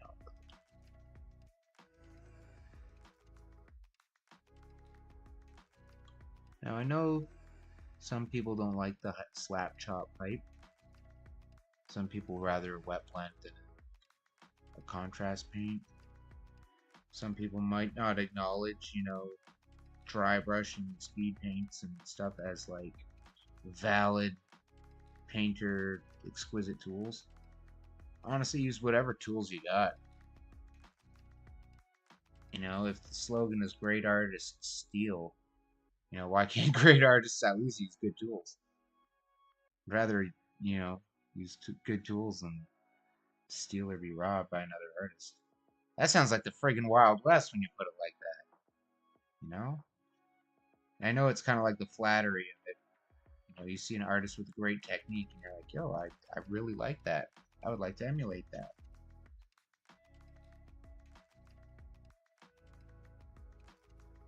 God, yeah, see, I keep pulling it in closer and closer and keep losing it, so. I need like a little alarm or some proximity alarm or a tracker on my camera. I tried to figure that out actually, how to use the auto tracking software. Can't figure that out yet. If anyone knows anything about NVIDIA broadcast, I would love to, you know, pick your brain on how to get the tracking to work. I use Open Broadcast for this. I kind of spent the last week or two figuring it out, how to switch the cameras and put in overlays and stuff. I use it's an OpenShot editor for my videos. And you know, it's going to be a while before I learn how to make them shoot lasers from their eyes, but I've been enjoying the process of learning a lot. And maybe one day they'll shoot lasers from their eyes.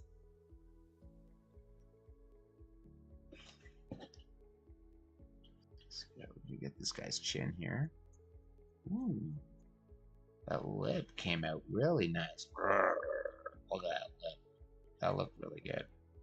Probably looks better to my eyes than it did on camera. Maybe. I don't know. Which camera are we looking at here? Okay.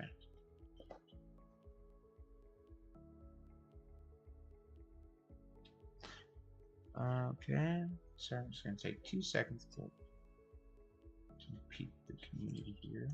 Oh, there we go. How do we do? Yeah, having around 5 people. That's cool. That's cool. Happy that I got people with me here.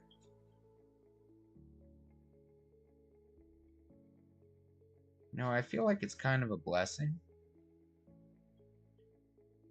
And a bit of a thing, not deterrent. But like, I wonder what Bob Ross was thinking when he was doing the shows.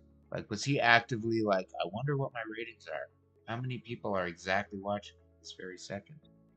Or was the, you know, the media broadcasting producers, like, were they giving him live updates at that time? Did they have live updates? You know, was he just hoping people were gonna watch and turned out to be a friggin' gem? You know, because having those live stats can kind of be a little distracting sometimes, I think. Or at least not knowing, wondering about the stats is the distracting feature. Maybe. I don't know. I think that's part of it too, is I'll get lost in the zone here while I'm painting. And forget even when there's people there. I'm just talking to the camera like, oh yeah. But I'm thrilled that I have people here with me. Sometimes it gets lonely at the painting table. I think I was saying that earlier. We're talking about the epidemic of loneliness. And I think it's neat that they're addressing that. Let me give you a better look at this back there. So I kind of like this guy for the slap chop, even though that purple skin was really nice looking. I find the slap chop is just given all these little details and lines.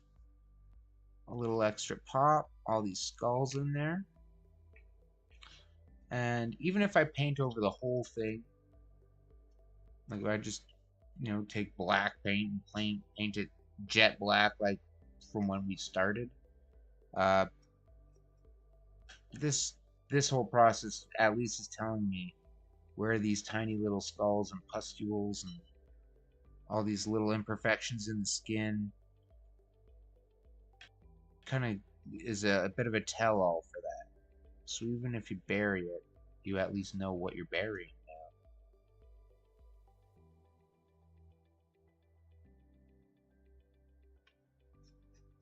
now. Okay, so we got this leg, his back. He's looking pretty good. We haven't even slapped him too hard, to be honest. I know I could punch some of this brightness back up. I'm seeing more brightness down there than I am here. He's got this okay, maybe that's a good camera for it. His armpit in there from top cam. Down here. Down here, up here. Yeah, confusing. Stage what? Left, right, up. says no painter slap. You see the detailed models. Yeah, that was kind of it too, because it's like you don't even need to slap chop to make slap chop your end result, and you don't have to slap chop in black and white. You can just layer up, kind of like what we're doing now. This is literally a bit of an experiment that, you know, happily worked out. I'll say anytime you experiment with good paint, that's probably going to work out, because you can just keep painting. Don't like it? Just keep going until it works out, and then you're happy. There's no reason to stop a painting when you're unhappy with it and go, "Oh, this sucks." You know, you just got to put more paint on. But I understand the curse. I've had that ugly phase, man. If you watch the Ankeg video, you know we hit that ugly phase hard. Yeah. I find that just happens when we paint models sometimes. God, what's the movie? Goon, the hockey coach, tells the guy, "It's got to be shit before it gets good," and that's you know, very much the truth.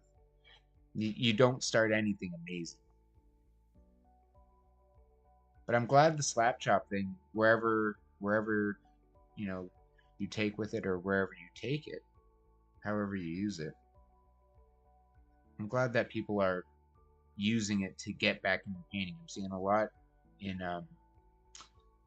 like chat forums and Facebook and fan pages and chat groups and stuff that there's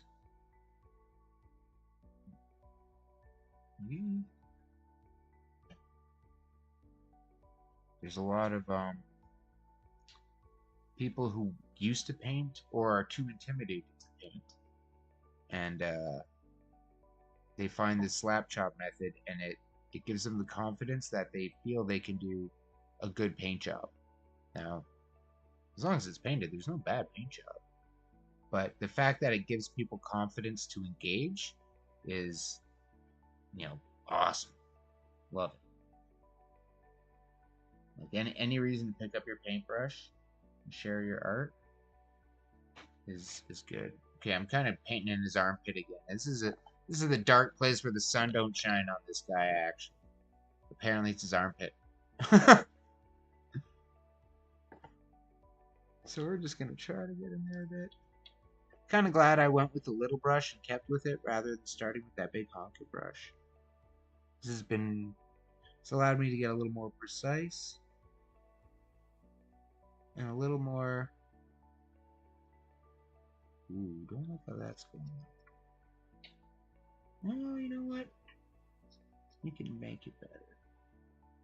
Just gonna drag that. You see in there? Yeah, I'm sure you can see that I have this bit of a spot on his belly there. I don't really like how that. I lifted that way too much. Kind of had a bit of a panic there. Trying to fill this little crest in. Yeah, like that. No, we're not checking.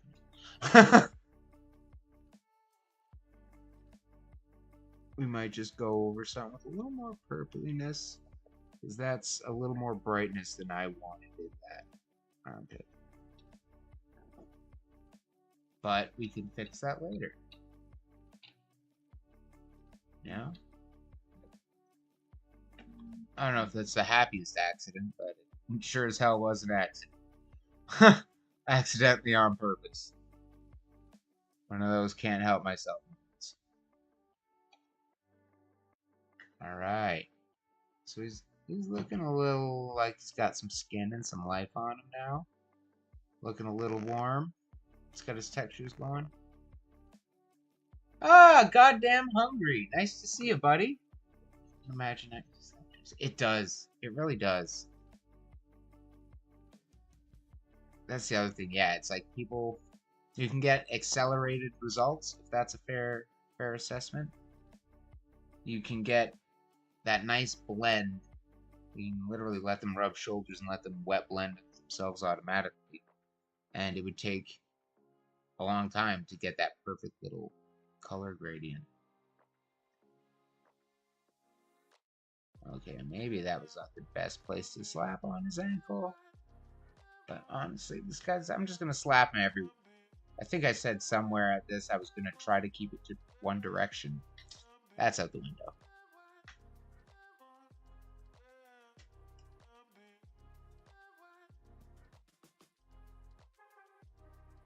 Ooh. Ooh, look at these guys. Look at them pop out. Woo! Okay, we're going to get... Let's do these teeth.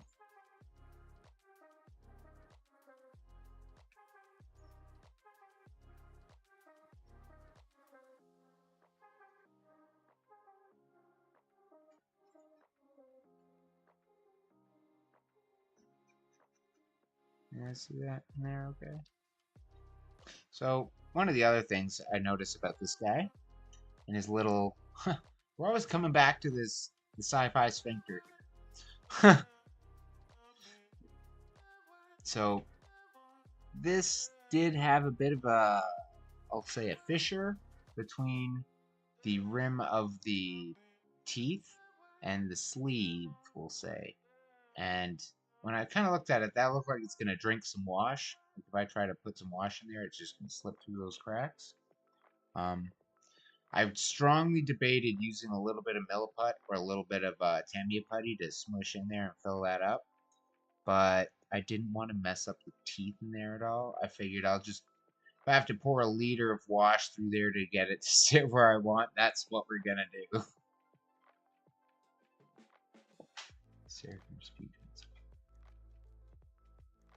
Awesome, dude. Man, you should feel good about everything you paint.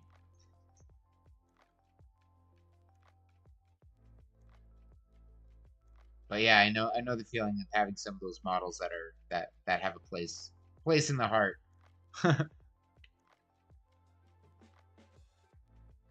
Okay, let me get the feet here, so I'm gonna try to get down here.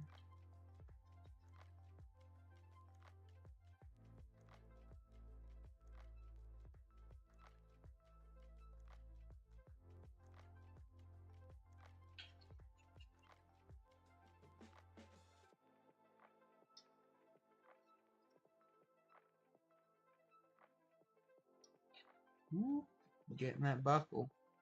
So yeah, this part threw me when I first got the model. If you look at it, it's kind of obscured. Oh, there we go. You get a decent view there. It's got like a nipple ring or something. And his nipple ring connects to a belt that's getting eaten and then popping out the other side here, I think. And then I think it straps around his leg. Ooh, you can actually slap chop it and have it bring it into existence right here. That little belt buckle and his belt on his leg. I know. It's like Glotkin lingerie.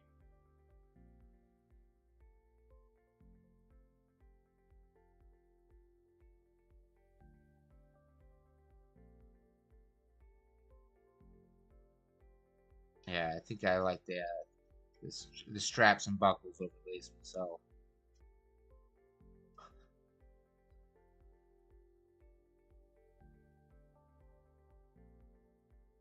You see this okay? Alright. Okay. Ooh, knocking into lights and stuff, so we're just gonna hit him. Get these belly parts. Still kind of lapping up some of this paint here. It's kind of dried up on my wet palette, and it's actually working really nice. Sounds weird, dried up on my wet palette, but like if I showed you, it's... You can't really see it there. It's that big smear there, so you get your finger on it. It's there, but it's not really soppy. It's kind of just spread across the paper. But the brush picks it up pretty well.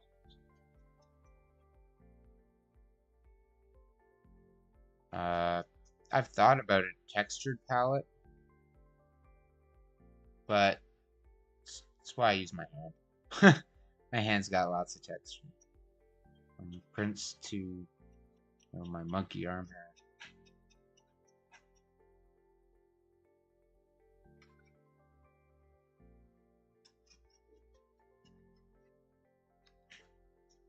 Okay. What are we at here? We're just closing in on 2 hours, eh? I don't know if I'm quite happy with where he's been slapped. I don't think I'm done slapping him yet. I'll probably keep going for a little while. I was planning to do roughly 2 hours or so, maybe a little more.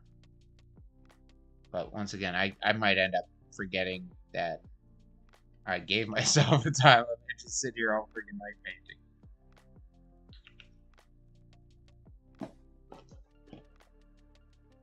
I think. Oh.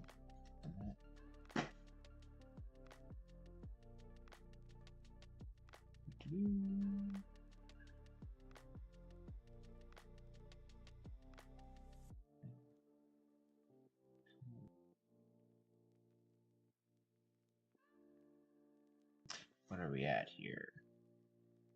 Checking we're at 5 already. Get a little moisture on this brush and then squeege it off.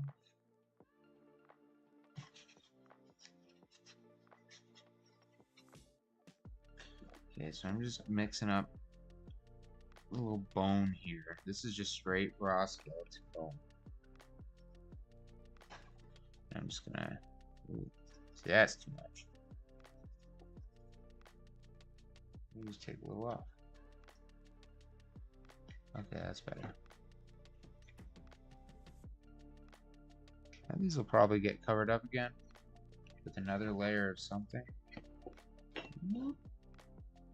Oh, lost visual. There we go. There. Bop, bop, bop. Yeah. And I'm just gonna hit these with a little bit of bone. Now there's skulls in the bone, or in the horns here. They're like cracked open with skulls in them, which I really like. But it's making me question whether I just paint the whole thing with bone or not. Like, my first thought was just soak the whole thing in palette bone and then call it a day. But I feel like those skulls could use a little more fun and attention, maybe some glowing blue in the eyes or something. I kind of like that effect. Kind of use that in a lot of skulls since I did all right.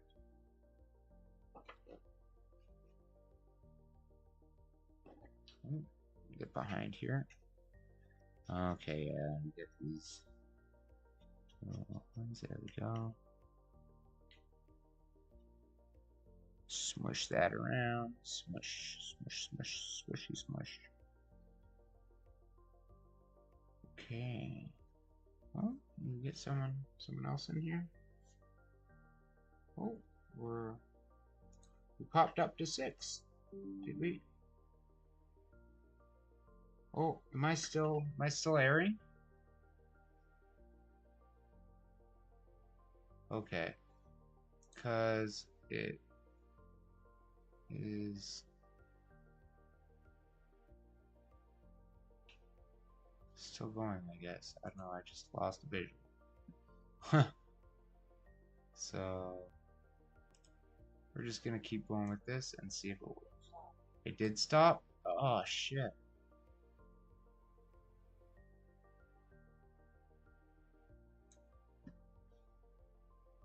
It stopped? What? My thing should still be streaming. I don't know, I just lost eyeballs on it, so I don't know what my YouTube is doing right now. Still good? There's a 20-second delay, so I can't see if I'm live or not. My live studio. Yeah? Okay. Are you sure? Okay. Alright, well, I'm just gonna go to this and hope it's still working, and if it cuts out, hopefully I will have some feedback for that. I can't see my comment section right now, though. That's the bummer. Hold on. I'm gonna have to go around live, blah blah blah blah. Okay, there we go.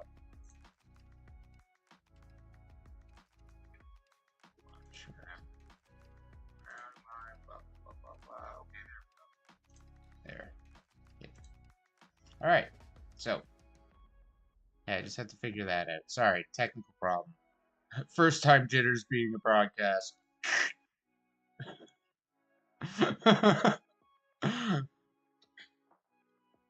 All right. So we're back on camera. I don't think we ever left camera, but I just looked stupid for a minute, but no problem.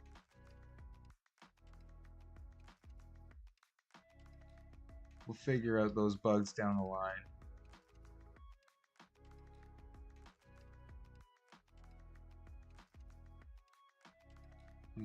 There we go. We got those teeth looking nice. Yeah, sorry about that little technical hiccup. I think I was saying earlier, I use OBS broadcasting as the streaming app so I can connect all my cameras and put in the music and stuff.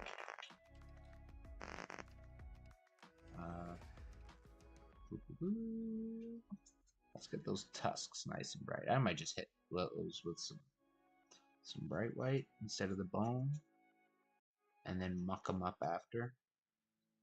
But the skeleton bone is still coming off the palette, so we'll keep going with it.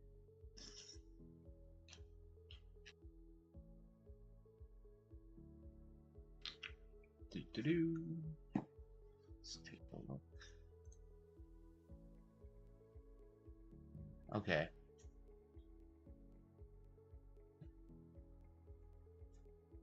Alrighty.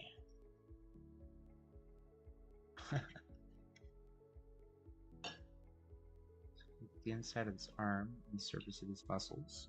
I didn't want that much. So we're going to take that dual thumb wipe and hopefully that'll clean up a little. Oop. Alright.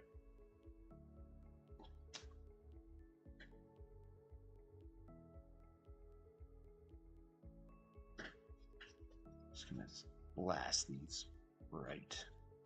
Just keep doing it with this bar. Could probably use a bigger brush for these. Actually, let's do that. We're gonna step up our brush game. Put a little more goop on the palette. Oh, flip them around. It's all just kind of a mix of bright beige. Ooh. Oh, too much. Don't want this. We want it moist, but we don't want it wet.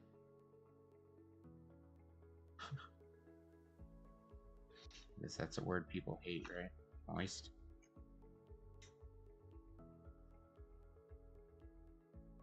I'll try to limit my usage.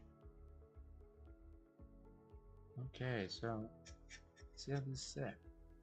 Ooh, it's nice and foofy. Kind of scratchy when you hear it.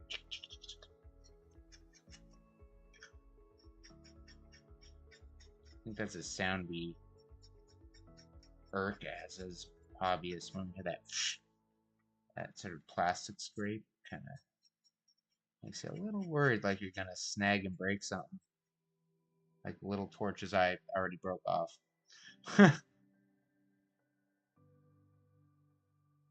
That's half the fun. Okay. How are we doing?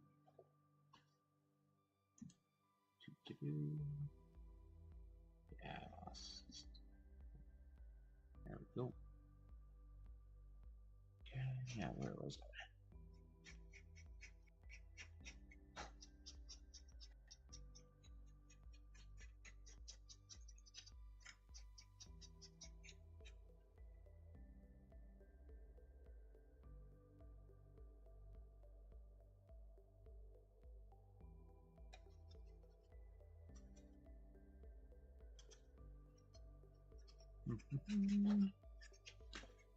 And we're making a little bit of a sloppy mess here. This thing is very much liking to snag on these bristles. These little nails going through them. Yeah, all these little spikes, hooks, nails, and stuff. They're making for a challenge.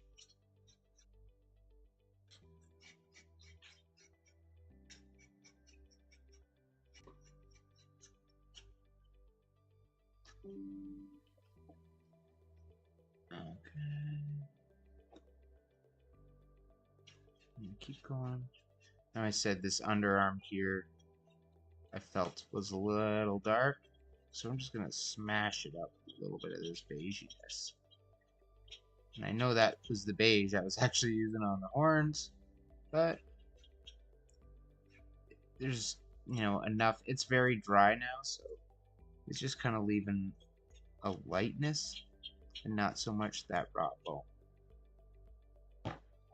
Yeah, sometimes you gotta like with the dry brush. It's kind of like how it's that you gotta believe it's there paint. You know, dry brushing yellow those first passes doesn't happen, and then as you go, it gets thicker. Same with like bright pinks. Bright pinks are very translucent sometimes. All right, let's see what's going on here. I'm shaking paint here. Am I aiming to finish this guy today? Probably not. I know there's a lot of Glotkin here. There's a lot of Glotkin. And I was actually thinking too, my plan for this would be, earlier I was talking about these little Nurgle dudes that ride on top of them.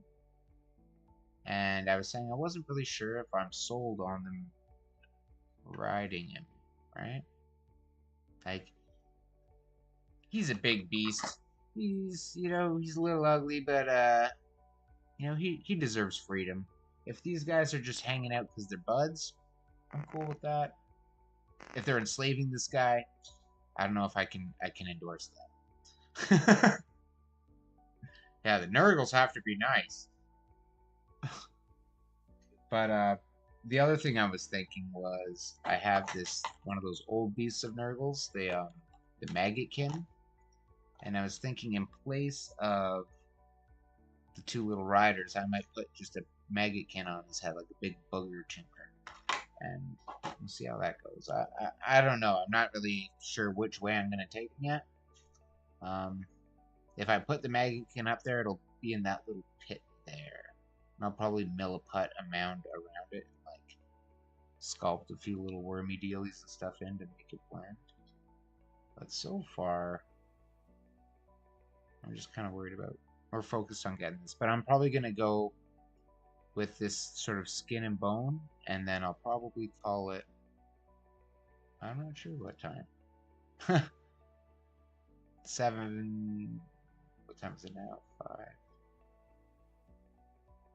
I don't know. We'll see. I don't think I'll get it done tonight, but I'll keep pushing and yeah,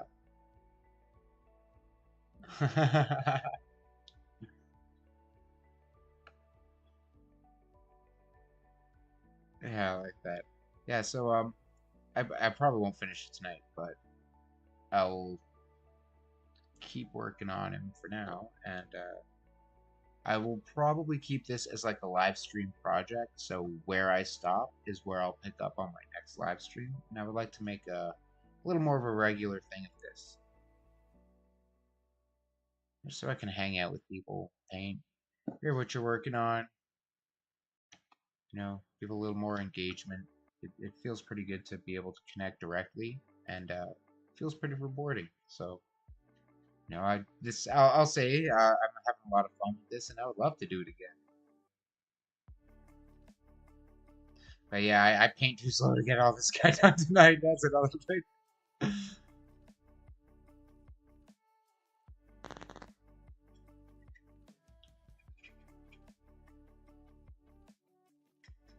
Yeah, even with slap chop, I paint slow.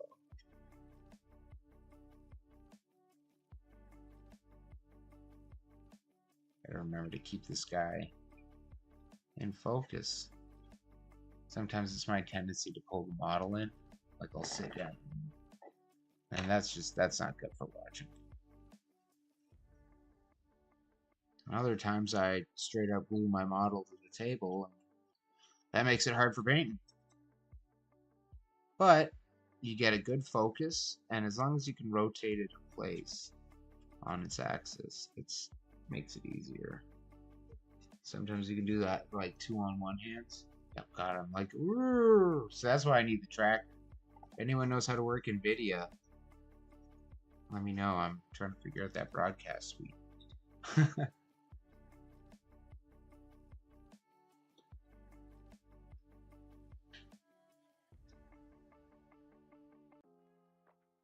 Yeah.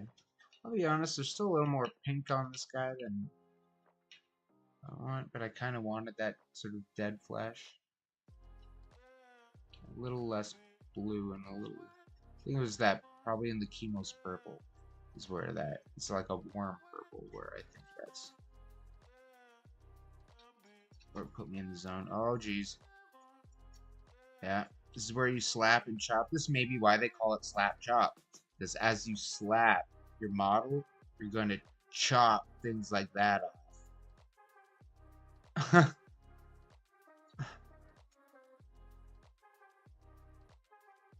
Maybe I'm just too vicious with my brush.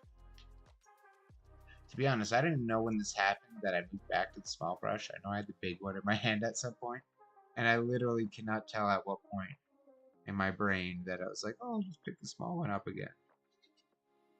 Sometimes my hands just do. Come on, lift those layers.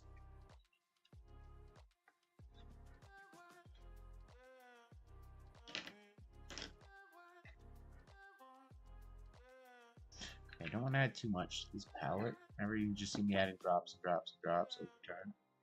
Because I don't want to have a nice, like I don't want to sit there and be wet. Like I don't want the wet palette to do what it's supposed to do by keeping my paint fresh.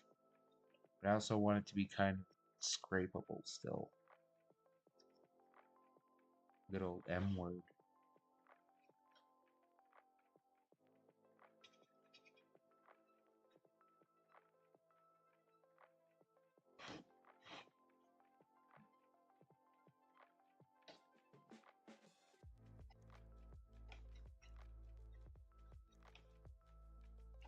So I know that Mr. Tyler was saying he was working on a competition piece. Does anyone else enter? And I think, yeah, Kirsten does competitions too. Mr. Goddamn Hungry, do you do painting competitions at all?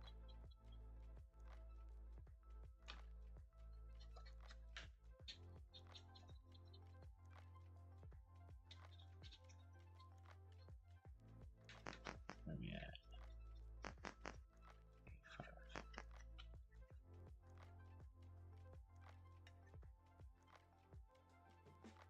Okay, cool. Ah, so you've probably blown me out of the water a few times. Oh, okay. You know what? Funny story. Gosh, when did I stop? I was actually off Facebook. Like, I went on an intentional, I'm not going to be on Facebook hiatus for over 10 years. Like, I just didn't look at my Facebook. I had one there, but didn't engage or interact with it or anything. And eventually, I think it was, you know, the hobby painting and seeing other artists and sharing my work is actually one of the things that motivated me to get on Facebook. I still don't know how Facebook works. Like, the days I left Facebook, it was like likes weren't groups. They were like, you like nouns, like you like chocolate milk or something like that. It wasn't like and follow this group or this business. God, am I dating my age there? Am I giving too much away? Am I that effing old?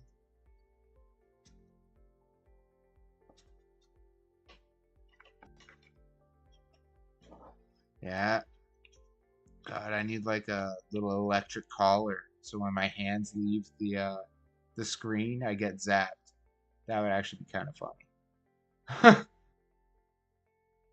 You just see me on the floor with a model on my face. Just, electrocuted.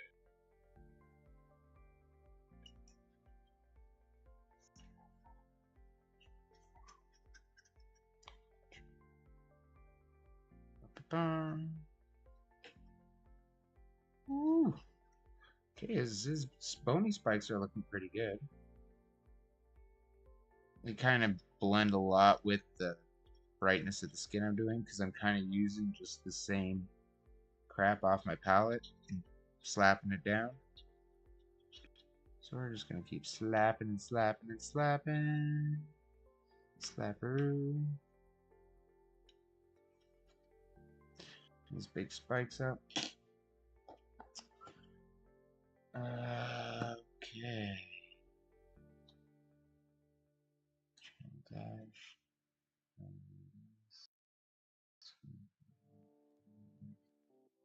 Upload. Create. Yeah, I don't know how that landed. But we'll see how that works.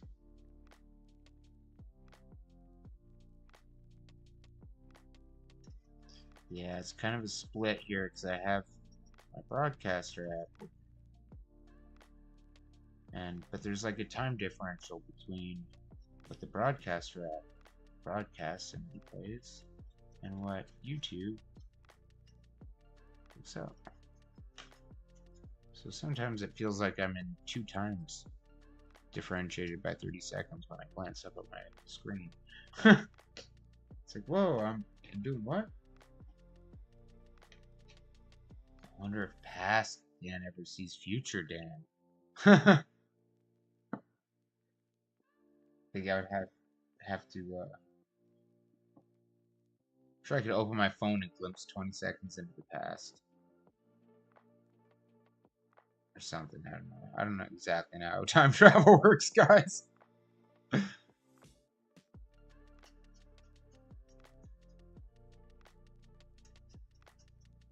Ooh, that one's a little messy. There's a little too much paint on my brush right now, but that's okay. We're just gonna slap it out anyway.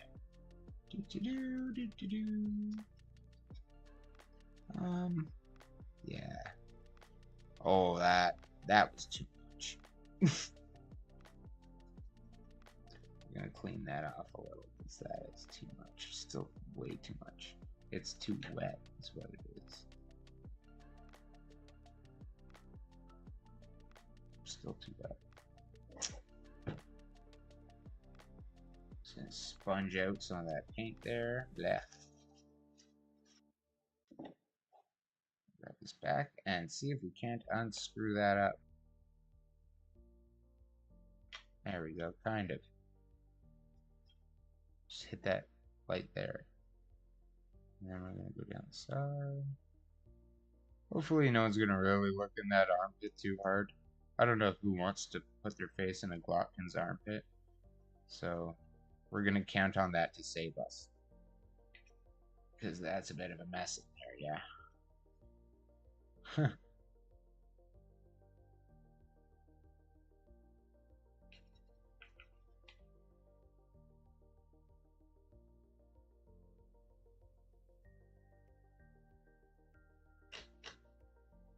And we're gonna get the underside. No one's really gonna see this part that I'm hitting right now. Unless you're picking it up and holding it. But I also don't like hiding pieces. Because I feel like I didn't do good on it. Take the good with the bad, you know? And show off all your best work and, you know, it'll always be awesome. But sometimes you do need to paint a stinker now and then to know where you need help.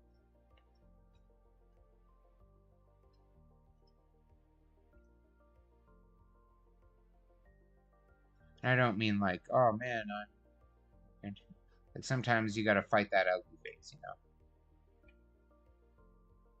Never stays a stinker. Only stays a stinker if you don't like it and stop.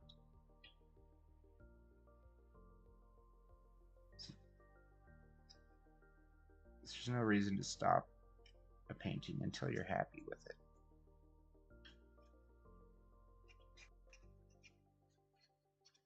Yeah, I'll paint some happy little skulls.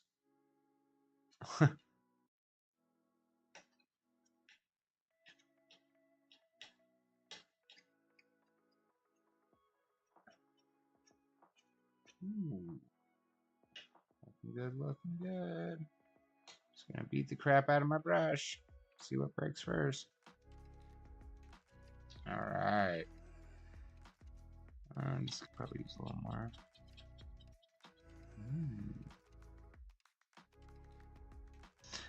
I'm gonna leave this ball and chain black because this metal paint, the metallics, are gonna go better on the black than white or brighter colors.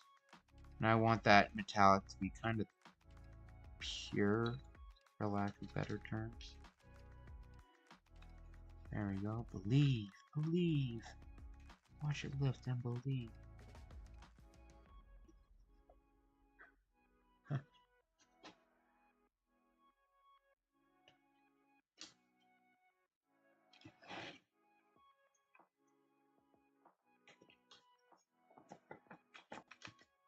Come on, buddy.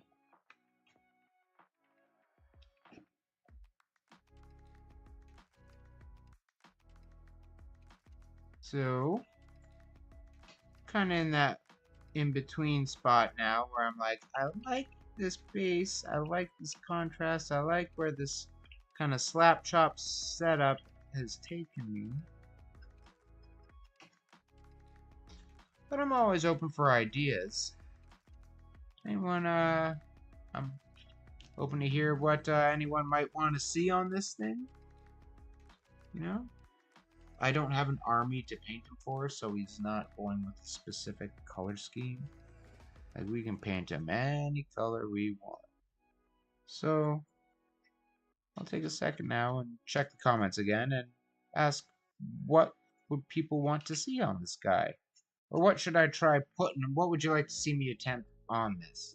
And if I get some good ideas, maybe I'll take you up on them. But I'm always open to ideas and input. You know? And the engagement is always more meaningful than the model itself, right?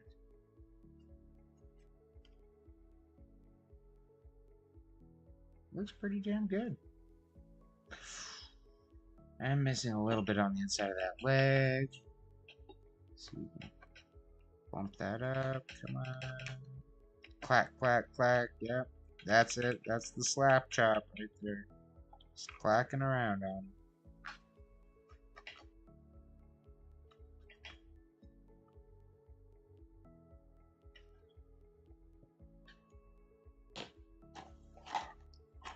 Okay.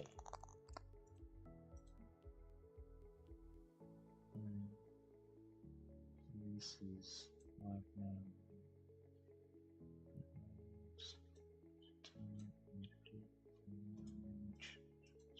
why is this not? Okay.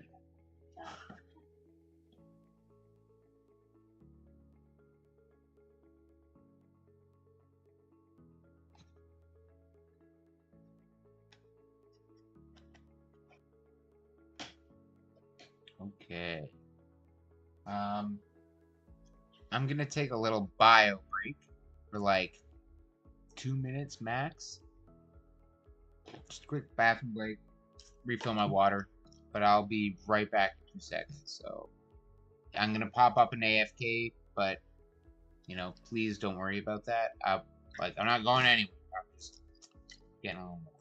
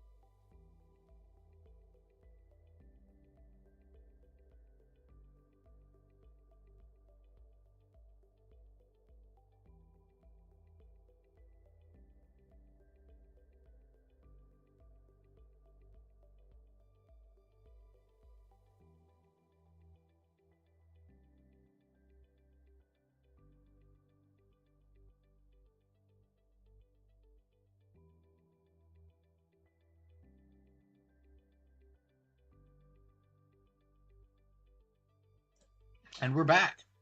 Sorry, maybe 2 minutes was an overstatement. Alrighty. Let's see, I'm just gonna take a quick look at what's going on here that I might have missed. Oh, love it. We got thriving community conversation here, guys. I love it.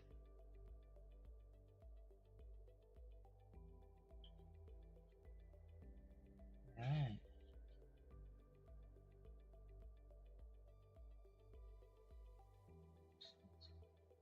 Let's go to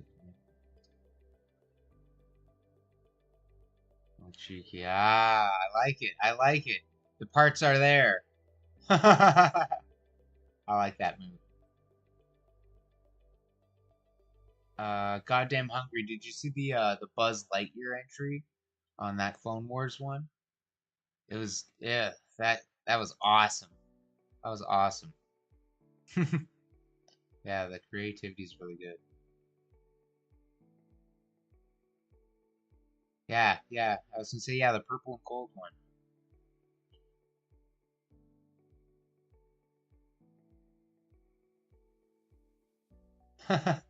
Some girl on the space rectum. Yeah, yeah. Oh, we're gonna make that that give that some some some mess. Earth. Okay.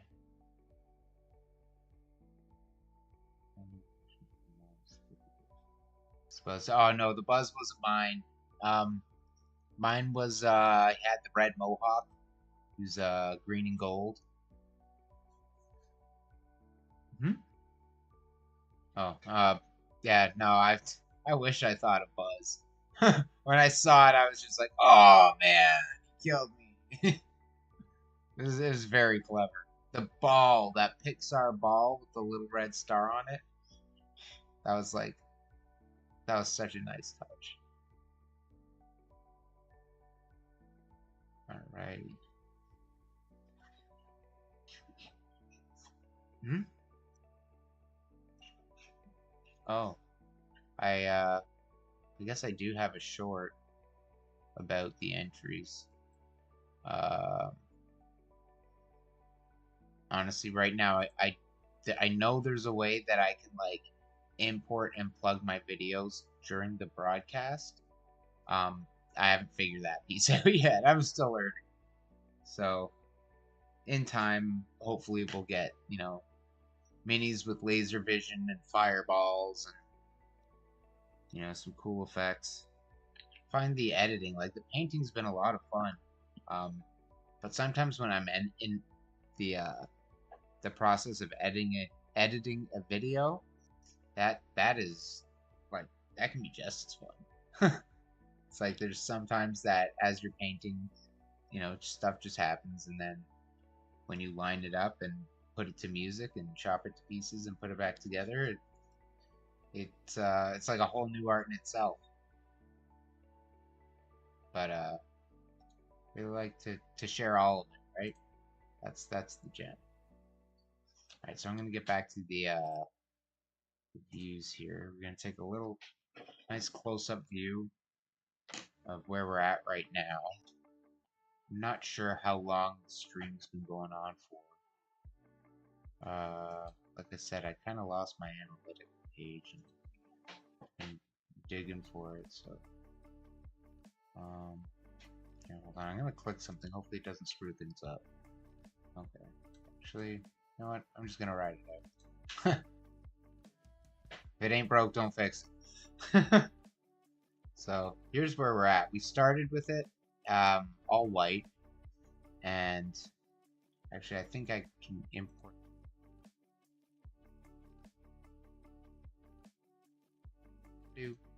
Sorry, my bad. We're going to try to import a picture here of where we started. So we're just going to do that, but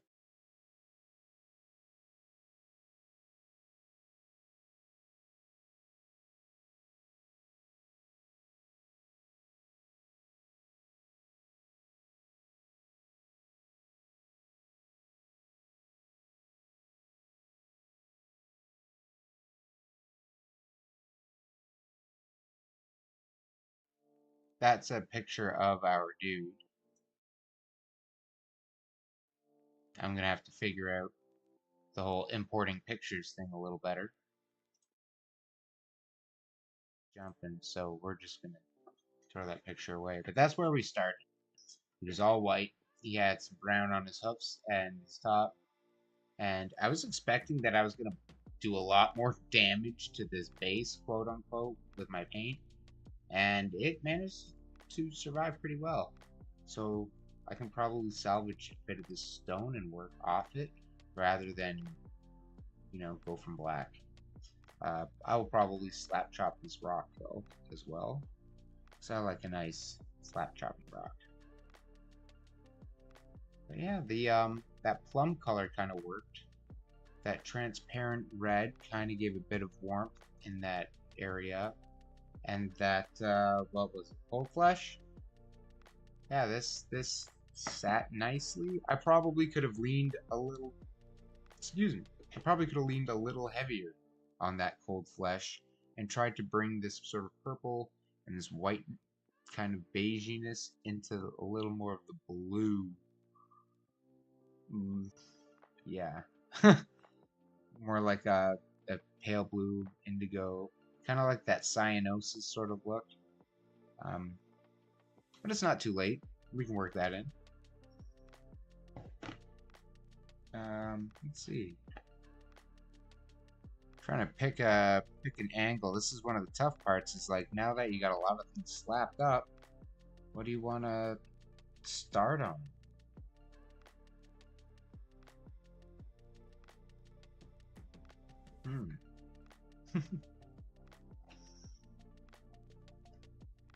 Let's see. Second, are you happy with the slap? Could we lean this higher? It's got a little bit of a top there that needs some work. And a bit in here that could use a little more. And now that I'm saying it and thinking about it, leaning into that blue sounds like a good idea. What do you guys think?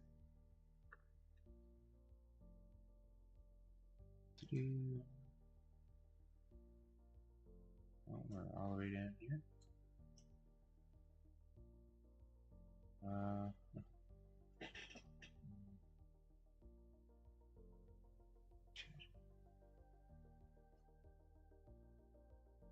Okay. So, we'll see.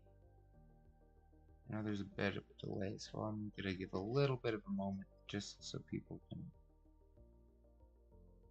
think about if they have a color choice or something they want to see happen to this guy.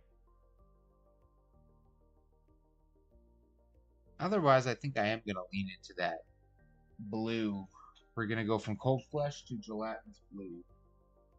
And I think if I say the word blue one more time, we're doing it. I got it done. So we're leaning on gelatinous blue now. We're gonna just put that. I'll do one more layer of slap. So I think we got about maybe 20 minutes before I'm probably gonna grab some food or something. Yeah, we're closing in on about 6 o'clock right now.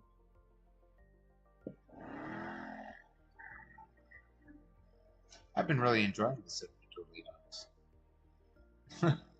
Like, part of me would just want to eat dinner and then go right back to it.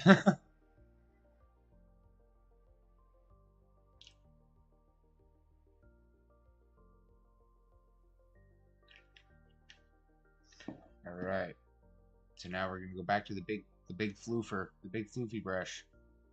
We still got some of this bone color on. I don't even wash it off. I'm just gonna do a little more of this gelatinous blue.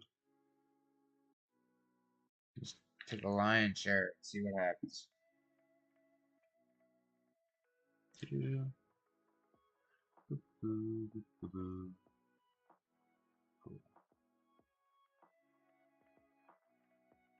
a few little dabs on that. Get that going. See what it looks like. Not bad. back to it. I'm just gonna yellow blue.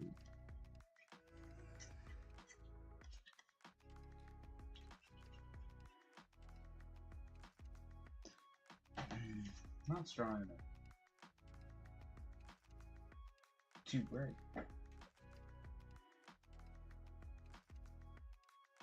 Too deep. I feel like I'm at an impasse, guys. Just keep going with it.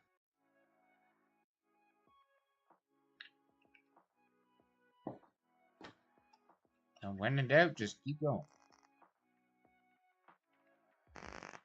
Boop, boop, boop, boop, boop. Nice. Okay.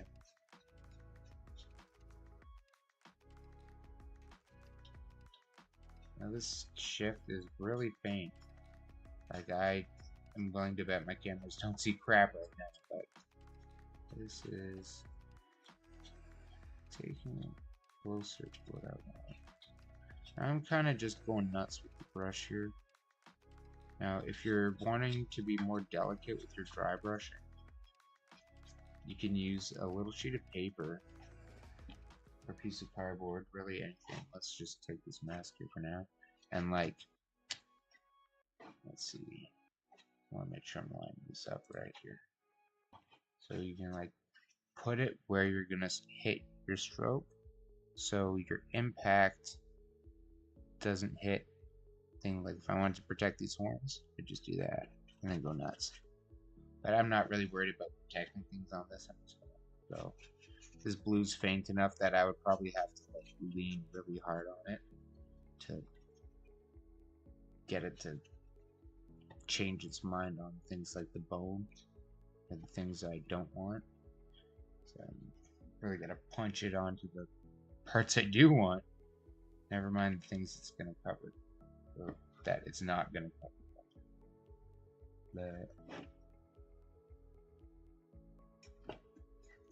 I'm just gonna like that, like that. Okay, that does nice on the skulls.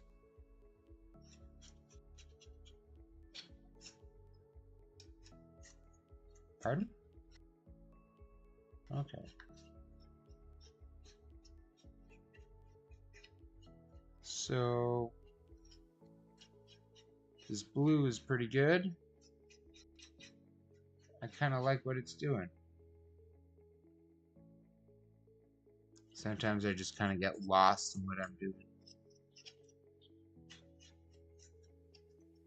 So I apologize if I'm, you know, head down in the paint, maybe mumbling to the minis. You need some more purple, buddy? Yeah, I do. Okay.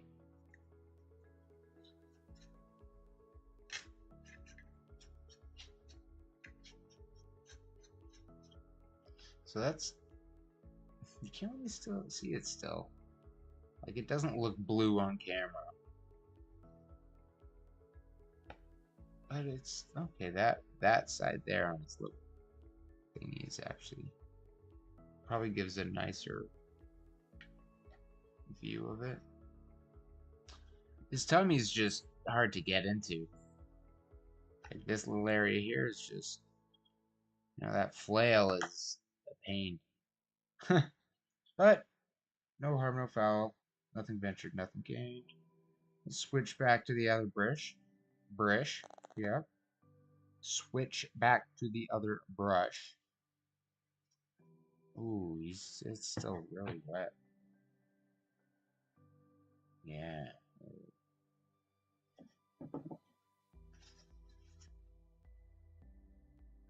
So let's try to get a little bit.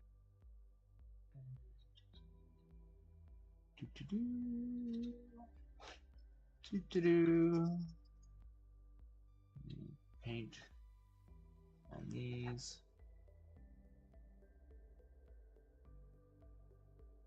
Just gonna pull, brighten it up.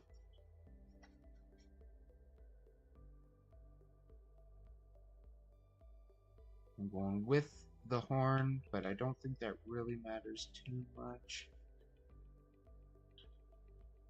Like I was saying before, there's a lot of skulls in these.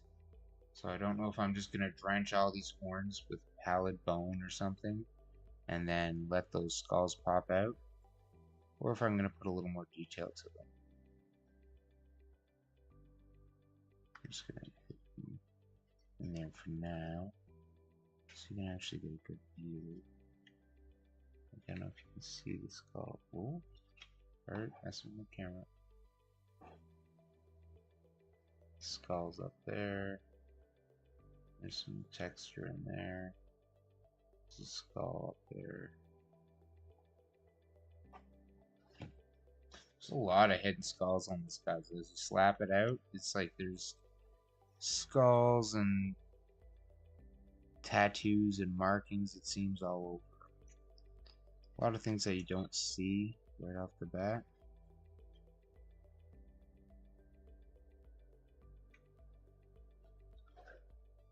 And fix that light. Slap this. And I'll just keep slapping away.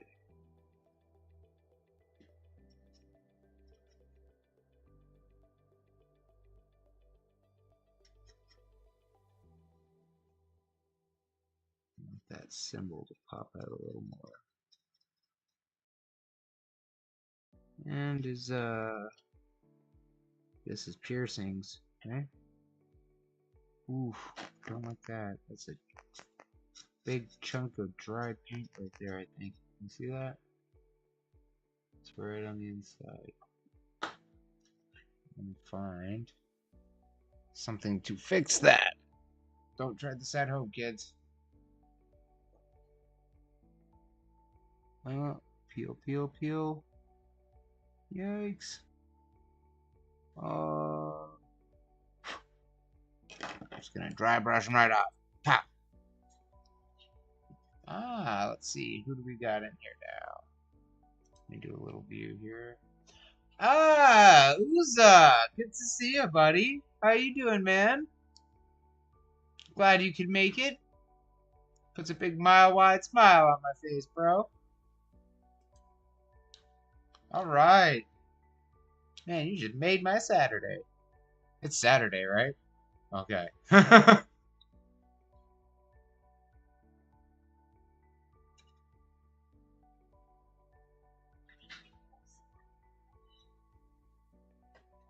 Alright. Hold on, give me 2 seconds. I'm just gonna get this down. As I'm looking, and I'm seeing that there's way more people than the last time I looked up. So I'm just gonna let this rest on cam for 2 seconds. And I'm gonna just take a little look and see if there's anything new happening in the comment section, and say a little hellos. Yeah, we're at 8 people now. Hi guys. All right. Yeah, no worries, man. No worries. It was good seeing you too. Thank you for hanging out. I had a blast, and I'm gonna try to make a series of this. So, anytime you want to hang out and paint, hopefully I'll be around to paint with you, bud. Have a good night and enjoy dinner. All right. Oh, okay. All right. I'm glad you guys have been tuning in. It's been a real pleasure. Honestly, when I decided, like, I'm gonna do a live stream and I'm gonna paint this thing when I do it, I was like, what am I thinking? Like, what am I getting myself into? Giving myself anxiety. Like, there's gonna be tons of people watching, you know, all 7. But like, I'm actually blown away. 7 people even jumped in. At on Instagram too. Okay, all right. We're making connections in our community. Hell yeah, guys! I love that. Like, it almost makes me happier to see my viewers connecting with each other than it is to see them connect with me. It's like I feel like some of the glue in the fabric that connects us right now. Makes me feel good.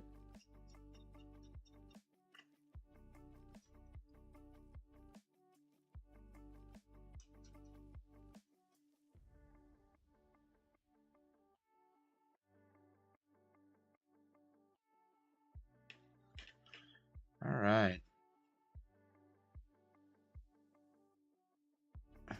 Yeah, I'm kind of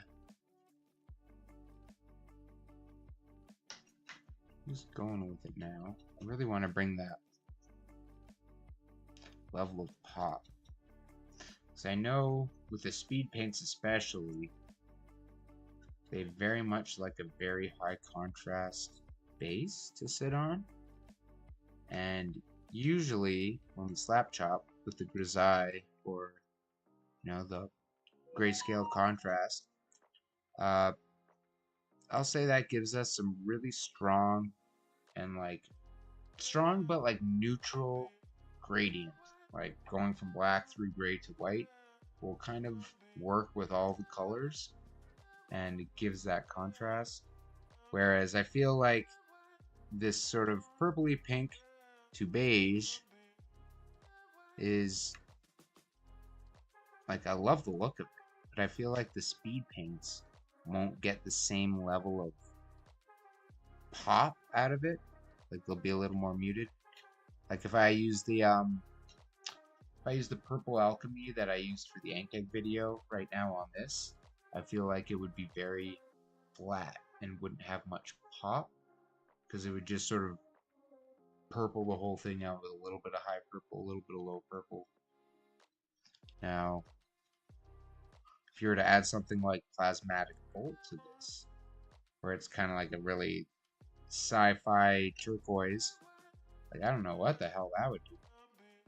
I'm a little curious, but I don't know if I'm going to take that risk. We'll see. The nice thing about the speed paint is that you can wash it off really easy. So I could try it and hate it and then buff it off really quick. And it would be like it never happened. Except you would probably all see it.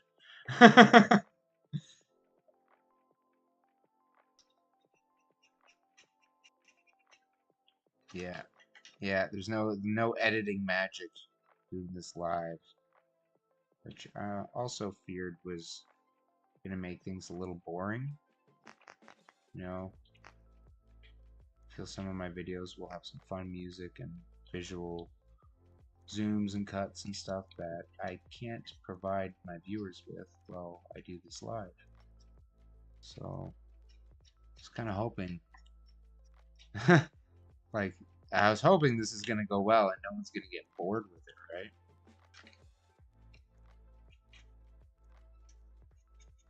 No, this is it. It's about as fun as watching paint dry. Like, that's a tough sell, guys. I understand that.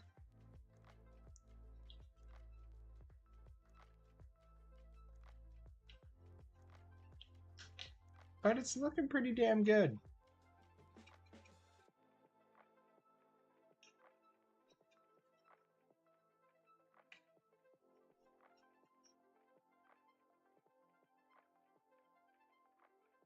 So the struggle I was having with the arm earlier is actually a thing of the past now. If you look at all that texture and that color, I'd almost curse myself like, no, it's too bright.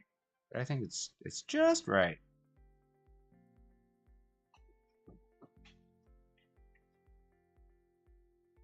Alright.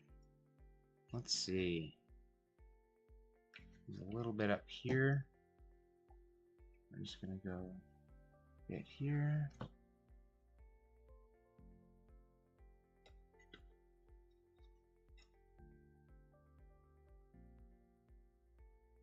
little nice highlight there. So, for anyone that might be newer in the stream or just flooding through, maybe you're seeing this for the first time, maybe you tuned in recently. So we're actually getting close to the finish line for this stream right now. He's looking pretty well slapped up. I will pause on the work while I'm not broadcasting. So I kind of want this guy to be a work in progress that I share and work on with you. So I'm just going to do this for now. We're going to switch. Go our side view. Get a nice little view of him there. He's looking pretty good. Looks way better than when we started. And like I said, that base, I didn't do the base. I'm pretty sure it's cork. And it was like that when I got it from the used mini cabinet. So, but I love that cave.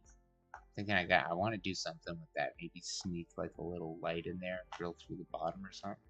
Just give some glow. We'll see. I really don't know. I'm just kind of making this up as I go. So, but yeah, for all the other viewers, who may not have caught it, this guy usually has a couple little dudes riding around on him. And it's kind of busy. I like his big Quasimodo hunch. It looks really cool, but he also does look cool with some riders. But my other thought was I have this Magotkin of Nurgle, like one of the old beasts of Nurgle, and was thinking I would put that, I'd just like base these dudes or something, or put them on the base somewhere, and put the Magotkin somewhere up here and make it look like a big kind of growth or some sort of pustule, some kind of like living tumor. That would be pretty cool. And then this guy could have a friend still. But I don't know. The guy's riding around on him. I'm like, I don't know if I want this guy to be enslaved by these dudes. I really don't know the lore of these, so I don't know. We'll see. Oh,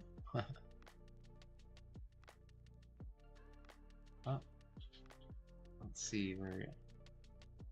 Okay. Respect, man. I appreciate that a lot. You know, I think in some way, shape, or form, we're all goody peepees, right? Yeah, Christian's saying we all try to be the goody peepees.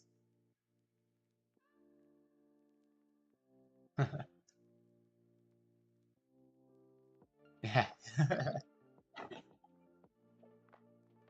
Oh man, it makes me so happy to see a some thriving chat and community. That really warms my heart, guys.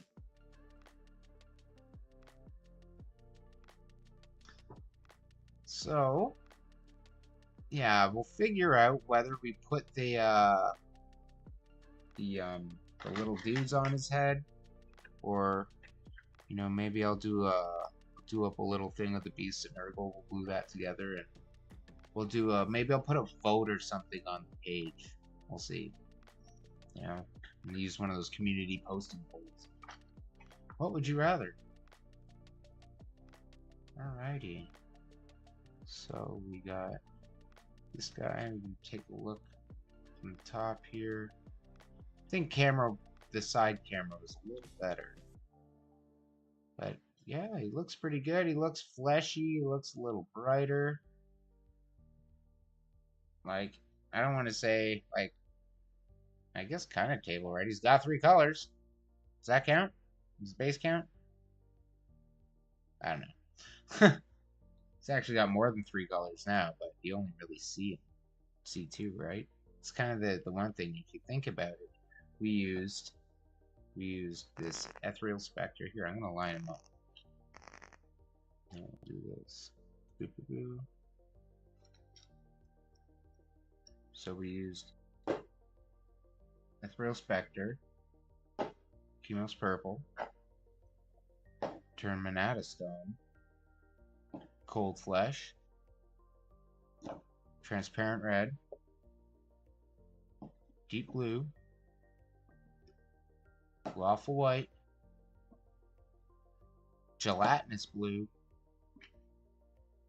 Fair Skin, Skeleton Bone. Oh, okay, this is also Skeleton Bone. But yeah, this is all the paint we used. You don't really see that much on it. You'd think I just used some kind of lavender and beige.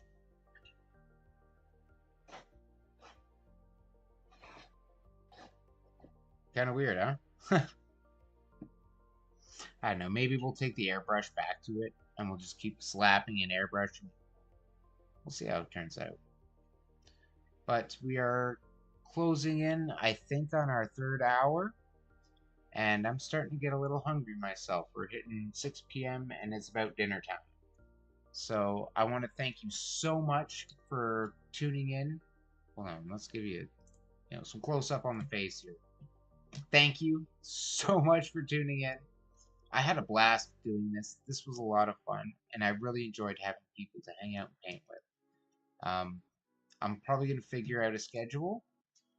We will continue working on this guy together. I'm not going to cheat and take a head start without you guys here. This is our project together. So we'll work on it together. And let me just tidy some stuff up here. But yeah, this was really fun. Thank you so much for tuning in. If you're watching this after the fact and you stayed and watched the whole 2 hours, holy crap. Wow, thank you so much as well. I don't expect anyone to have done that. But this was a lot of fun, and I really appreciate everyone that's watching. But my stomach is growling like a and I gotta get running. So thanks again, and have a good Saturday, good weekend, and we'll post the schedule and do this again. Cheers.